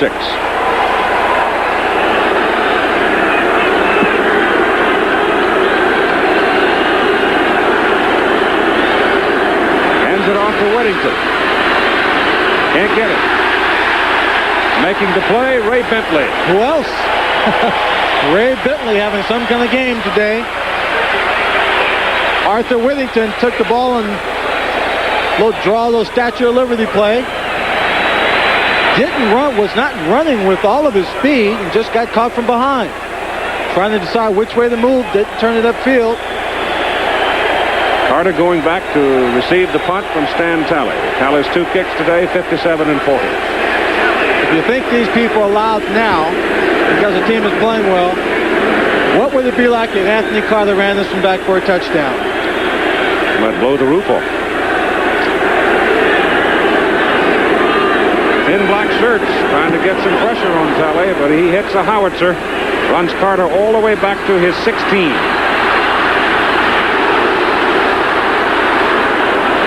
You know what? He just might have done it. Save one man. 53-yard punt, 15-yard return. Michigan's ball, first down at the 31. And they lead 31-14. Watch as Ira Albright knocks him back. Usually he runs down the field, no problem. And then he sits on him, leans on him. Says, you're not getting up today, son. Well, nobody's been paying much attention to Marcus Quinn. You know, they sort of giggle, I guess, when they see a safety man come out to snap, but he has made an awful lot of tackles because nobody has fooled with him. He's just been free to roam. Obviously, the Michigan coaching staff had picked that up and sicked Albright on him. It's first down from the 31 as Lacey goes in there, and he takes some punishment after a yard pickup. I think I said 9 o'clock Eastern while ago on the baseball promo. I don't want you to be late. It's 8 o'clock. Well, I think there was a fumble down on the football field, but if there was, I believe, well, I'm not sure who has possession of the ball. You see Plummer makes a stop right there, and apparently there's a ball on the ground. Michigan, a couple of Michigan people all around it. Michigan maintains possession. Well, we saw George Allen, Chicago Blitz, get very conservative in the fourth period with a big lead, and it cost him. Sure did. Michigan has been able to run the ball extremely well, having much more success on the ground than the Chicago Blitz were having yesterday. But they, too, could fall into that trap, feeling the lead is comfortable, and getting caught. Hebert to put it up. Throws it to Lacey. Lacey's dumped just over the 35. Hit by number 29, Kenny Daniel. Out of San Jose State, the rookie.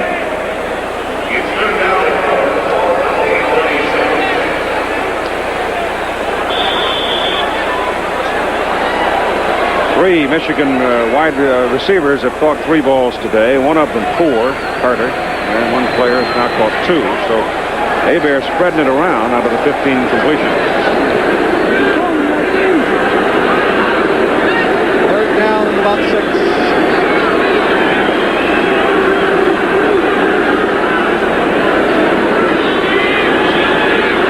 Gets it away, and it is incomplete, and the pressure was on. There were 3 white shirts coming after him, and he let it go a little soon. Carter couldn't get to the ball, and so it brings up a 4th down, and Michigan will punt. Time remaining 10 minutes and 59 seconds.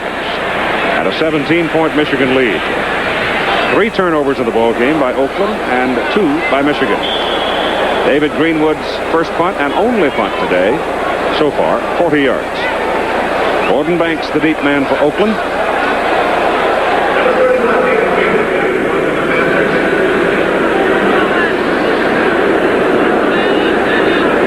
Oakland with all 10 people on the line of scrimmage. Coming after it. Greenwood gets it out. High kick. Banks takes it on a fair catch at the 33. It's a flag down, far side of the field. I think offside by Oakland. Might have been a little...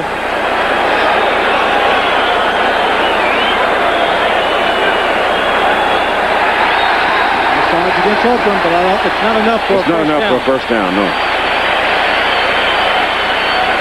He lifts up his head. He can do that. Snaps the ball. They're all offsides. Center can look between his legs, find the punter, pop his head back up. It's not constituted. It doesn't mean he's trying to draw them offside. The Michigan defensive unit had gone out onto the field as if they were going to decline it. But now they accept it. Offsides on the defense. Still 4th down. 4th and 1.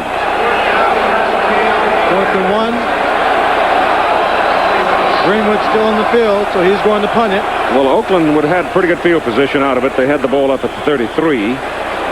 Now Greenwood gets 5 on the penalty and will try to hit a little better punt. It's also a bad snap that time. It bounced on the ground before he got back to Greenwood.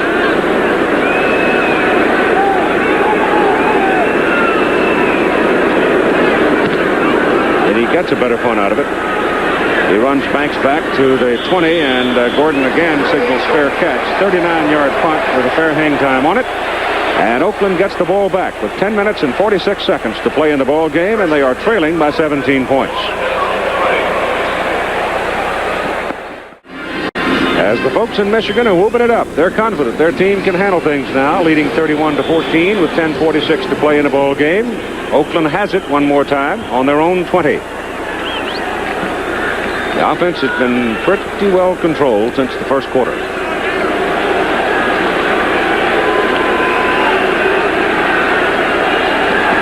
Basana's pass good to Mark Lewis. Slips away from one, away from two, away from three, and finally knocked out of bounds by David Greenwood. Big play for Lewis. Mark having a fine day. He's run the reverse twice for 45 yards, and he turned in a substantial gain there to give Oakland good field position on the Michigan side of the field.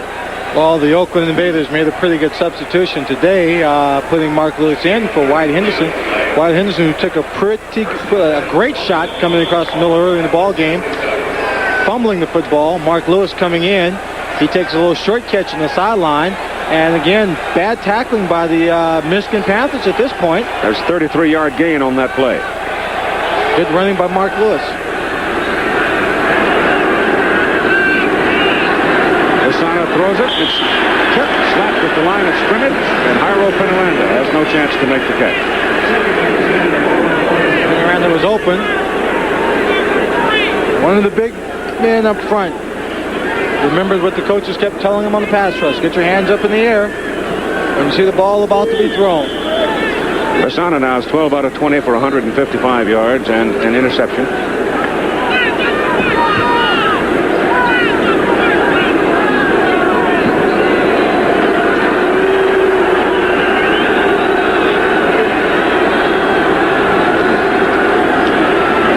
Quick pattern to the sidelines for Raymond Chester. And Chester is shoved out of bounds by Greenwood, short of the first down. His progress is going to be to about the 40. Greenwood is a big, strong safety. 6'3", 210. Out of Wisconsin. That's where Mike Webster, the center from Pittsburgh, is, and he's another big, strong one. That guy's just kind of growing that way up in Wisconsin. Eat the cornbread. I'll be up there in July. Going to Hayward, huh? Chopping down some trees in the Lumberjack Championship. 3rd down and 3. Little quick pop over to Terosian. Good for the first down at the Michigan 34. So, Basana, nickel and dime in here, but moving the football. Well, he's got 10 minutes to try and bring his team back. That's a lot of time. You see the scoreboard there. Ralston's a man who's patient, knows he has the time to get something done, but he just has to be productive. He has to get some points out of each drive. I'll tell you one thing, Ted Terosian is in good shape. He's got to be to take all the hits he's had today. Basana has good protection. Jairo Penaranda out of the backfield moves it down to the 25. Picked up 8 yards on that play. He had sent Banks and Lewis on flag routes, but they were just taken away from him by the Michigan secondary. Send them down deep, spread out that defensive coverage. And if they're covered and can't get the ball to them, dump it off to the back of the tight end who's short underneath that linebacker coverage. He's done it effectively in this drive.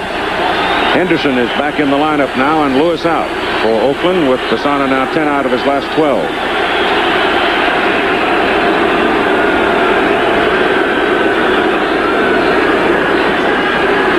For Banks, got it.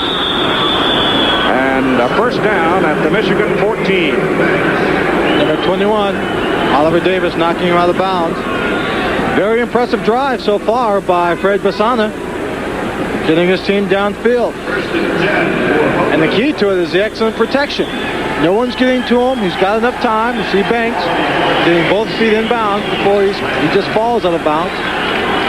Oliver Davis just has to show that he was in on the play, standing on the sideline. Banks has now caught 5 for 72. Pretty good day for Gordon. At the Michigan 14. 8:55 to play in the ball game. A little loop pattern thrown to Mark Lewis. Lewis is in the end zone, but whistles had sounded before the snap of the ball. Number 67 on the offense. Frank Frazier, false start. And there is no touchdown.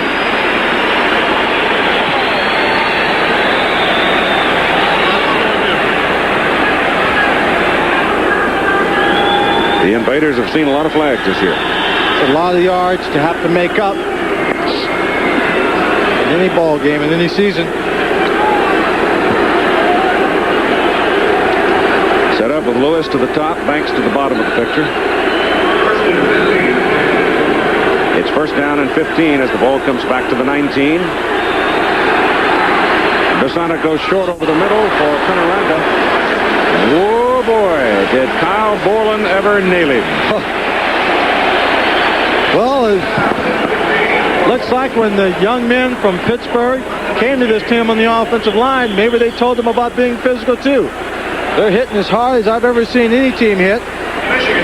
When I look around here and see Borland, Wisconsin, Greenwood, Wisconsin, John Williams, Wisconsin, how come they didn't win the Big Ten? How come they didn't what? Win the Big Ten. Oh, I don't know. You see the play right there. Penaranda has his hands on it in the air, and he's a sitting duck for Kyle Borland. Just puts that shoulder right in the stomach. Then goes over and pats him on the shoulder and said, come on back and get some more. Hiro's got to leave the ball game after that whack just to get some air.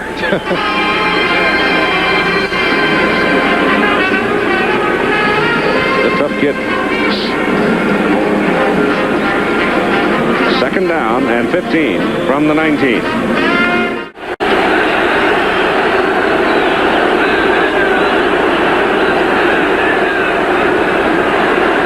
Basana looks at Lewis, goes for him, and it is intercepted by David Greenwood. Just like a pickup basketball game, he just reached up there and one-handed that thing and took off. David Greenwood was sitting back, waiting for the ball to come in. Basana been throwing the quick passes all the way down the field. Let's take a look at it from the end zone. Looking for a receiver on the outside. And there's Greenwood. He just steps right in there. Intended for Mark Lewis. Picks it off. Pick number 87, Raymond Chester. That's the fourth turnover by the Oakland Invaders. And now Michigan regains control of the ball at the 21-yard line with 8 minutes and 40 seconds to play. Handle over to the Michigan Panther offense now with only 8:40 to play and a 17-point lead. If they can run off some first down, it's going to be pretty tough for Oakland to make a meaningful charge. And I'm not going to be as strong as I was yesterday. In the third quarter, I thought Philadelphia was a dead duck. Turned out to be a sleeping bear. Bobby Hebert sets it up and gives the ball to Cleo Miller. And Cleo doesn't get much, maybe a yard, as the Oakland defense continues to pound away. Terry Miller, who had come back to play for his old college coach, Jim Stanley, tore up a thumb pretty badly, and he's not going to be able to play anymore this season. But Terry has remained with the team and has been very active on the sideline. Cleo Miller, of course, put in a considerable amount of years, 9 of them with the Cleveland Browns. He's been around. David Shaw made that tackle, and Shaw now totals 7 tackles, a fumble recovery, and an interception for a touchdown. So David, the outside linebacker for Oakland, has had a big day. Hebert to throw it. Running away from the pressure, and Kip throws out of bounds. They're chasing a pretty good waves out of bounds, too. McLean, number 52, Dewey McLean. He almost got his first down. He got it up to the 30. He needed to get it just beyond the 31. Sitting on the bench right now is number 61, Tyrone McGriff. He came off the field just before that play, holding his back. He's got a couple of trainers around him, and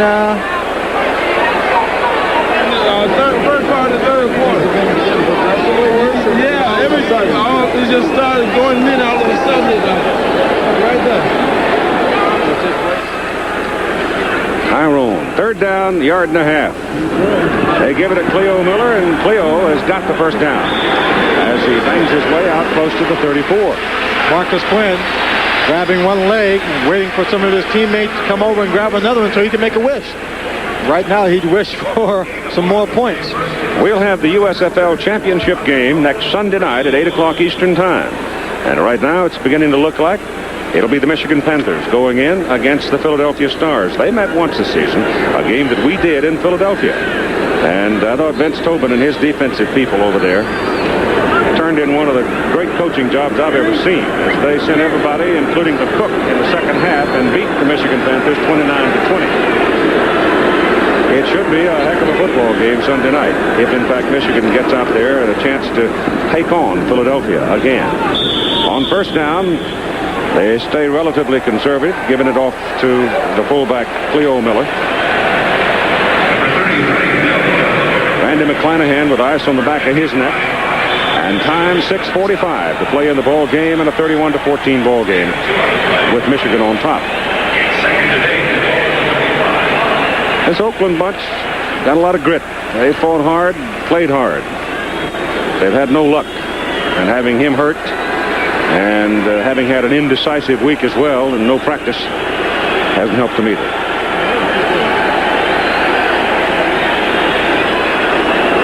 Hebert flips it up. Lacey. Oh, boy. He took a good shot from Kenny Daniels. Kenny Daniels showing he can dish out a little punishment for himself. Lacey took that on the side of the head. And that's a chance you take. When you take those little swing passes, the quarterback has to lead you. And if the corner or linebacker reads it correctly, he comes up with a head full of steam. Fred Bassana looking on, wanting another chance, and not really looking that confident. He could bring his team back. At the 35, third down and 9.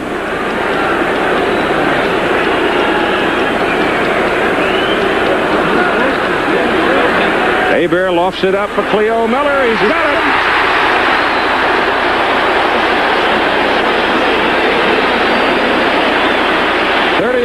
Cleo Miller pumping just as hard as he could.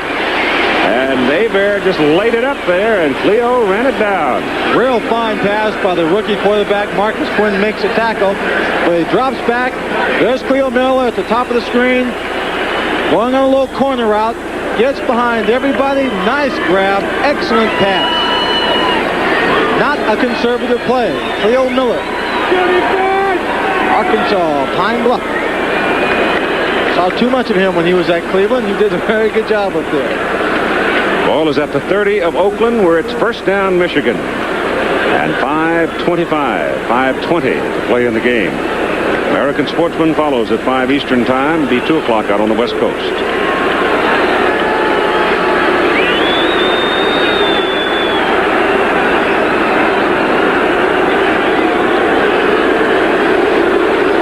Hebert hands it inside. And Ken Lacey gets 2 to the 28. Well, they've been doing a good job with the ball on the ground. Keep it on the ground. It runs the clock out. Finish the ball game with the Michigan Panthers on top. And they all go home and get a little rest. I am surprised, actually, at this point, Keith. I don't think that I will come out and say I don't believe that Oakland's going to catch up to Michigan. I think I would take Ken Lacey out of the ball game, give him a little rest. He's got 14 carries for 73 yards on the ground. Hebert's pass for Carter. Touchdown! Hey. And he taunts the defense. Penalty flag against Michigan. Against Michigan. No touchdown.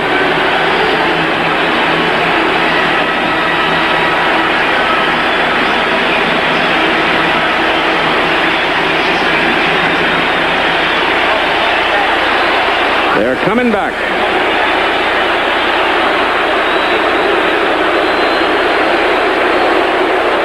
Tom White. Holding number 88 on the offense for the tackle. Takedown. Second down. Number 88. Let's take a look anyway at Anthony Carter. He's going against number 29, Kenny Daniels. Kenny Daniels has been verbally taunting, pushing, shoving. Anthony Carter staying right in it, goes in the air, gets inside. There's not much of a contest on that matchup.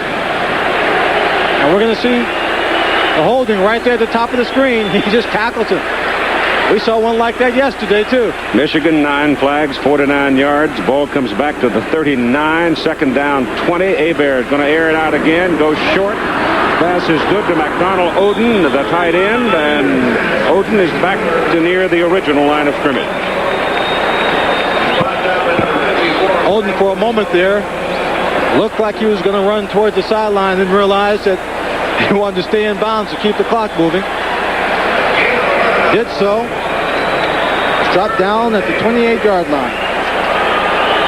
Third down and 8 for Michigan to keep it. Now time showing at 3:40 to play in the game. 17-point lead, 31-14 for the Panthers.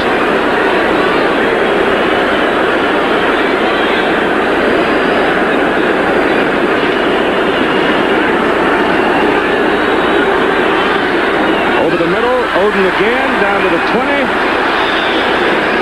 Penalty flag. Personal foul coming up, I think, here.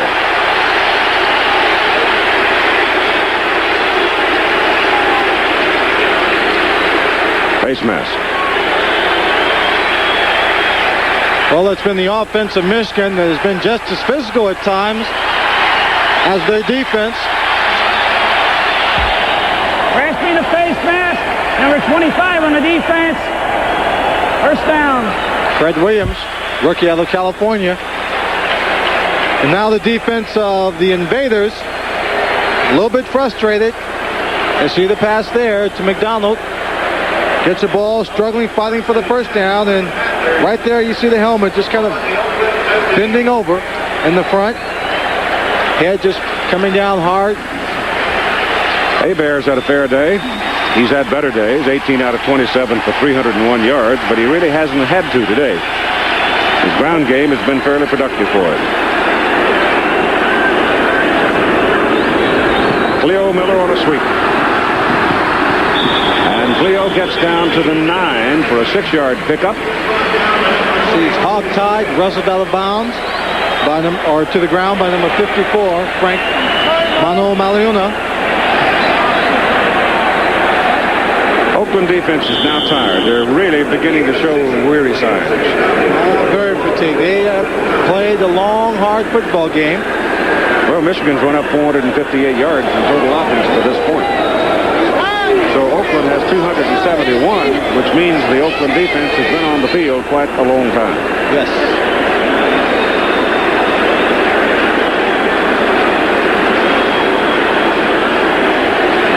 Right now, Bobby Hebert will take a timeout. At 2:27 to play in the ball game. He comes to the sidelines to talk with Jim Stanley. The ball is sitting at the 9, where it is second down and 4. Philadelphia yesterday had 550 yards in total offense. So I would imagine when Michigan and Philadelphia get together Sunday night at 8 o'clock out in Denver, the ball will move around some. I think so. Anticipating that Michigan will win this ball game.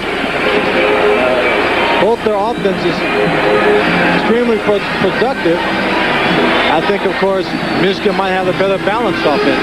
Let's go down on the field now for John Corkers. Tim Brandt talks to it. John Corker's telling me he's ready for Denver, and I can see you are, big guy. Say, Miss Corker, you ready to go to Denver? Did you think it'd be this easy? A 31-14 one-way game? I tell you, we prepared hard. We fought hard all year long. We knew what we had in store for us this afternoon. We accomplished what we set out to do by winning this ball game. We got one more to go. Yeah, when you got that big lead, I asked if you had seen the game yesterday, and you said absolutely. One thing about this is Michigan. That happened in Chicago. All right, Pete. He's positive. Oh, absolutely. Absolutely. John Corker. Second down and 4 for Michigan at the Oakland 9.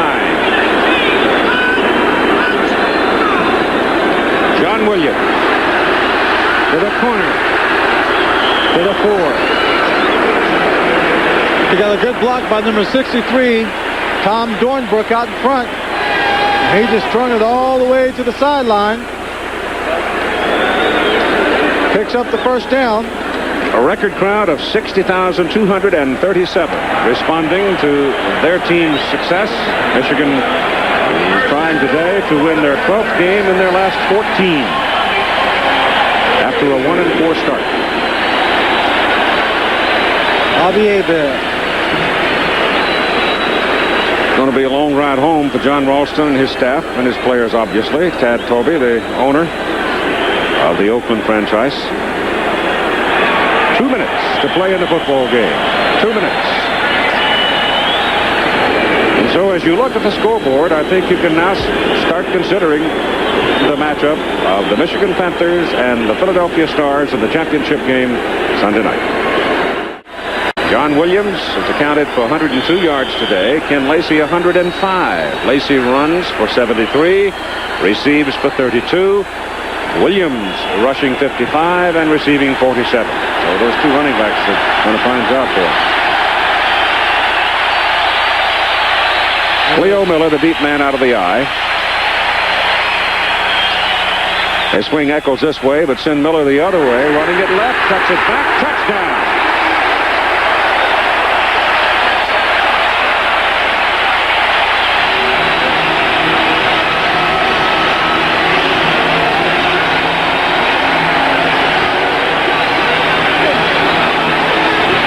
Is Cleo Miller's first touchdown of the season.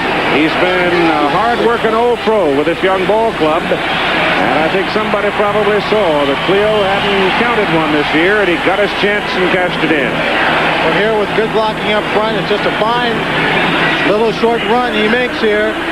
Gets blocking to the outside, sees a hole on the inside, cuts it back into the end zone, and he scores. Bojovic for the extra point. Missed it. The snap was a little offline to Whit Taylor, but it looked like Whit got it down all right, and Novo just hooked it out of there. Oh, Bojovic probably just didn't want to run up the score. Well, next Sunday night, 1 point might mean a lot. There you see Jim Stanley talking to Alfred Topman, the owner. His smile. John Ralston. I think John's done a heck of a coaching job, though, with his staff to get to the playoffs. He did a real fine job. He had some injuries along the way. Certainly, I think, again, we have to mention that the situation surrounding Arthur Whittington did not help the productivity of the offense. Probably didn't help as far as their attitude and the psychology of the team coming into this ball game. 37-14, Michigan with 1 minute and 54 seconds to play, and now the Oakland Invaders get the ball one more time. Jim Stanley, there's Arthur Whittington, number 22, sitting on the bench. Not happy. Back in Pittsburgh, there was a ball player on our team, Keith, 1 year, was also trying to negotiate a contract in the middle of the season. Decided he wouldn't show up for a game. Said he wasn't going to make the trip until he got a contract. He ended up playing in Detroit the next year. 1 point. Bouncing kick. Fielded by Mark Lewis. And he brings it back to about the 27. So this could be the final possession for the Oakland Invaders with 1 minute and 49 seconds to play in the ball game.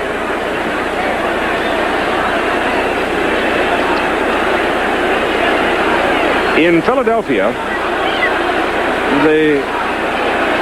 one of the prime strengths is the offensive line. We saw that come to light yesterday quite dramatically in the fourth quarter, where the older players of Chicago just simply wore down, I thought, to a large degree, and the youngsters in the offensive front took over. Now, Michigan is a very physical, tough defensive football team, but obviously that offensive front of Philadelphia is going to be a little rougher to handle than what they've seen recently. It's going to be much tougher to handle. But I think what they're obviously going to try and come out. You see Gordon Banks catching the ball on the sidelines, getting out of bounds to stop the clock. They're going to really try and come after Kelvin Bryant, play the same kind of aggressive defense to stick him. You know, he's had a lot of little nagging injuries, but he's played tough all year. They want to try and make it as much a physical football game as they can. So look at the possessions of the Oakland Invaders here in the football game this half. But I don't think the offensive line of Philadelphia will be able to wear them down. It's a fairly young defensive team they'll be playing against here in Michigan. Might be just a heck of a football game. Fred Basana throws. Ted Terosian, who's taken a lot of punishment today, runs it out to the 45. And takes a little more and gets up, and he's not happy about it. And a penalty flag. You always get the one who retaliates, I suppose. Yep. Who was he mad at? Number 25, wasn't it? John Arnold? He was just mad because he got hit again. Hard. I thought John might have been a little extra in his effort. We have a personal foul on number 32, Oakland. Personal foul, number 22, Michigan. Both fouls after the play is over. The penalty's all set. Clarence Chapman. Second down. Clarence Chapman, the defensive cornerback for the Michigan Panthers.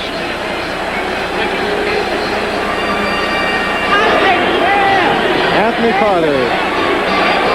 He has improved steadily throughout the season. I'm sure he has to be happy with his performance and his growth in only his first year. Going to the championship playoff. A newlywed. Right now for Oakland, second down 4 and 1:32. Ray Bentley has had a remarkable game so far this afternoon.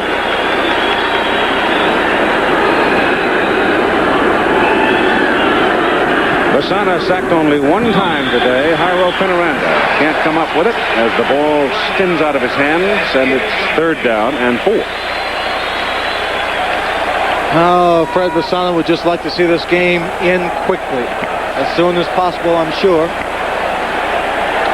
18 for 29, 209 yards, and 2 interceptions. He has played extremely well throughout the season, being the most sacked quarterback under a great deal of duress. Basana's thrown the ball 579 times this season in games. That doesn't count all of those days on the practice field. I would think he'd have trouble getting his right arm up. He's only a few yards short of getting 4,000 yards. It was pulled out of the Chicago game. Here was a big play back in the third quarter when Ted Terosian took the handoff here, started left, and took a wicked hit, lost the football from Bentley. Michigan recovered it. Oakland was turned away, and at that point, it could have been a 24-21 ball game if Oakland had scored. That was a great effort by Bentley. The ball was on the wrong side, knocked it loose. Allen Hughes was there to fall on it, and they played opportunistic football all day. Little quick pop out to Terosian, and he's still fighting. And he's got a first down as Oakland goes on 4th and 4 with a swing pass out to the fullback, and he gets the first down. So the clock stops for a moment while the chains are moved with 1 minute and 13 seconds to play in the ball game. Bobby Hebert's got 2 of them on his jersey. Makes up 11.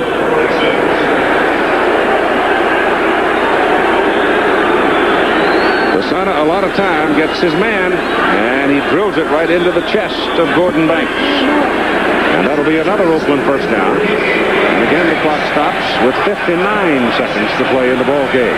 In a game like this, Michigan out in front, not wanting to give up a quick touchdown, not feeling any threat of losing this ball game. Oakland wanting to score just for their own pride makes it the longest 2 minutes in the football game. Terosian again.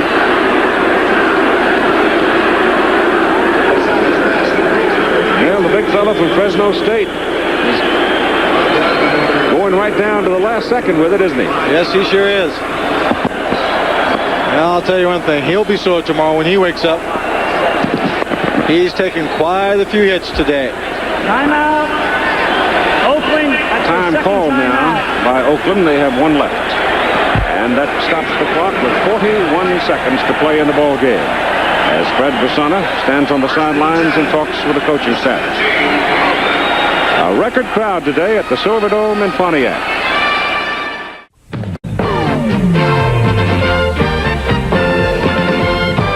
Well, we're just finishing the dance here at the Silverdome in Pontiac. The Princess, or whatever you want to call them. And it's certainly a bit of a Cinderella story, I think, to a large degree, though this whole franchise at Michigan turned around when those 3 offensive linemen came in. And that gave young Abear time to develop into a fine quarterback. Kid, you've heard coaches talk about this for many, many years. When they draft a player, when they build a team, attitude, character. I think we saw a great demonstration of the character of the Philadelphia Stars and their comeback. And we've seen all season long in the Michigan Panthers fight to get to the playoff, to the championship. Vasana tried to drill it to Banks and missed him. Now there's 37 seconds to play. As the Michigan Panthers fought their way through the season into this championship, we've seen their character being down 1-4. You kind of in a position where it would be easy to give up, but they haven't. And now those two teams are playing for the championship. And we'll have it for you at 8 o'clock Eastern Time, 5 o'clock Pacific Time, from Denver, Colorado. Please don't let it rain. Fred Vasana, one more time. Raymond Chester, inside the 10, stopped at the 6. And that'll stop the clock for the first down. Well, let's see, Keith. Panthers are ahead 37-14. If Oakland scores and gets a 2-point conversion, that's 8. Onside kick, score again, that's another 16 points. Nope, they still can't catch up. Stop it. Jim Stanley's done quite a job. I first knew him when he was an assistant coach. And then, of course, knew him as he went to the head job at Oklahoma State. Then became an assistant in professional football. And got a chance here. A big star for him at Oklahoma State was that good-looking fellow with the chewing gum there, Terry Miller. The banker. And Terry would be a very prominent member of this backfield corps had he not suffered a broken thumb. Tore it up pretty bad.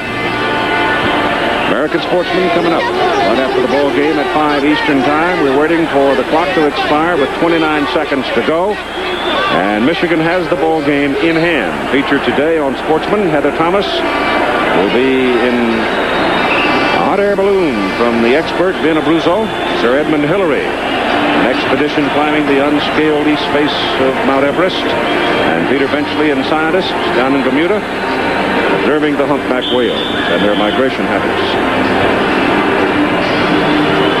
That shot of Hebert and Derek Holloway and Anthony Carter, those 3 little children down there on the sideline. They look so young, Keith.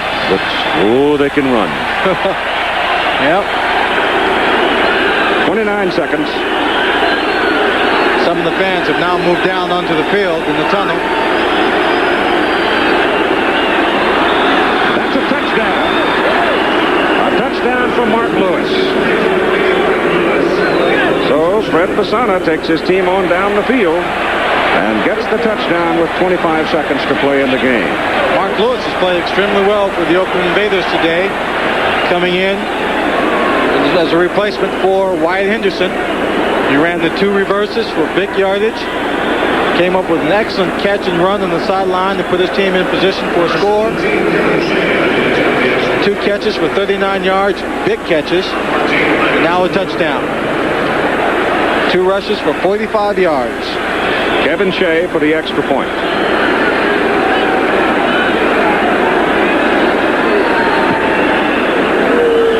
It's good. And it's a 37-21 ball game.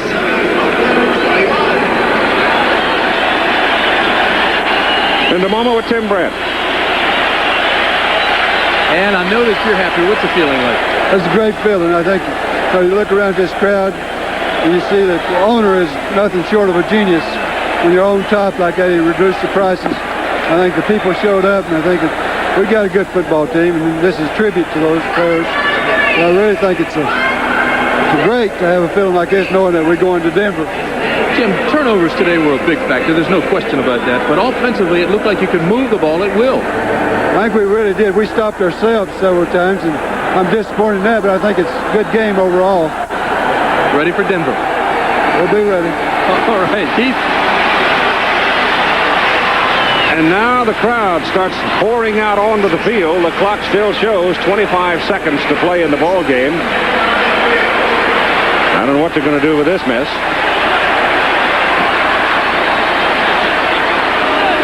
Just start the clock and wind it off because it's academic anyway, I think. I don't know what it was that triggered them coming down out of the stands, but there they are.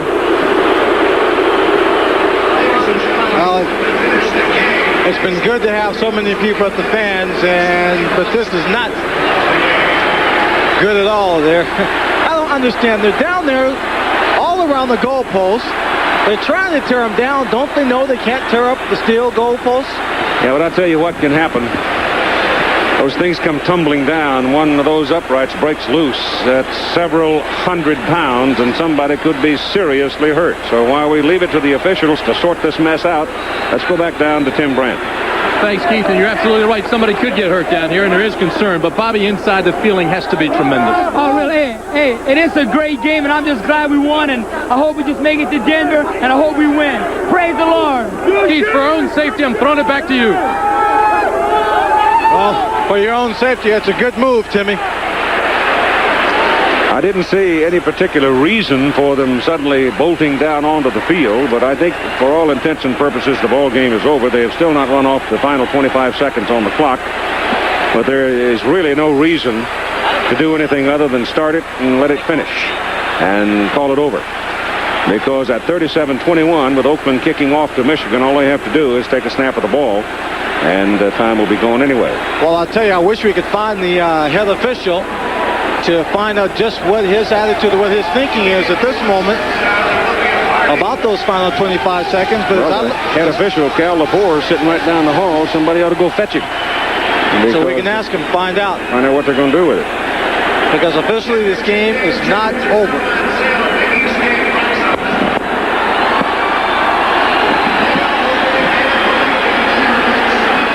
The public address announcer is trying to get him off, but I don't think he got a chance now.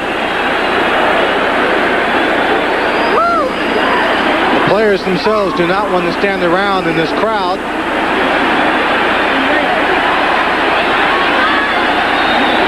Well, they're not going to. I think that most of the players are gone. In fact, Oakland and Michigan are both headed toward the tunnel where the dressing rooms are located. They've left the field. Oh, the only players I see out in the field now are Tyrone McGriff, trying to make his way into the locker room. If he can't make it, nobody can. He's walking, too. Well, there's just no way that the security force could do anything with that many people. There must be 5,000 to 6,000 of them. Maybe not that many. 3,000 anyway down on the playing surface. Well, you know, after this game is over, they had planned a party here on the surface. Looks like a few of them, a few thousand, just decided to get a head start unnecessarily.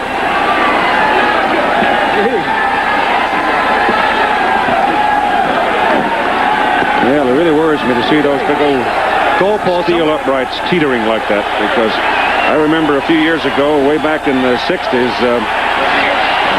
1968, as a matter of fact, a young fellow at college game fell off one of them one day and was severely injured. Well, they've got one of them down, and they brought it down gently, so apparently nobody's hurt. We had Todd Berry, our spotter, go down and talk to Cal Lepore, the head of the officials, and he said the game has been called for the safety of the players. So with 25 seconds on the clock, it is now officially over. Okay, the final score. The Michigan Panthers 37 and the Oakland Invaders 21. Michigan will meet Philadelphia for the championship of the USFL next Sunday night in Denver at 8 o'clock Eastern Time. Stay tuned for the American Sportsman. Travel arrangements made through promotional fee paid by United Airlines. United flies to Hong Kong for more top business centers with 3-class Royal Pacific service. This a presentation of ABC Sports.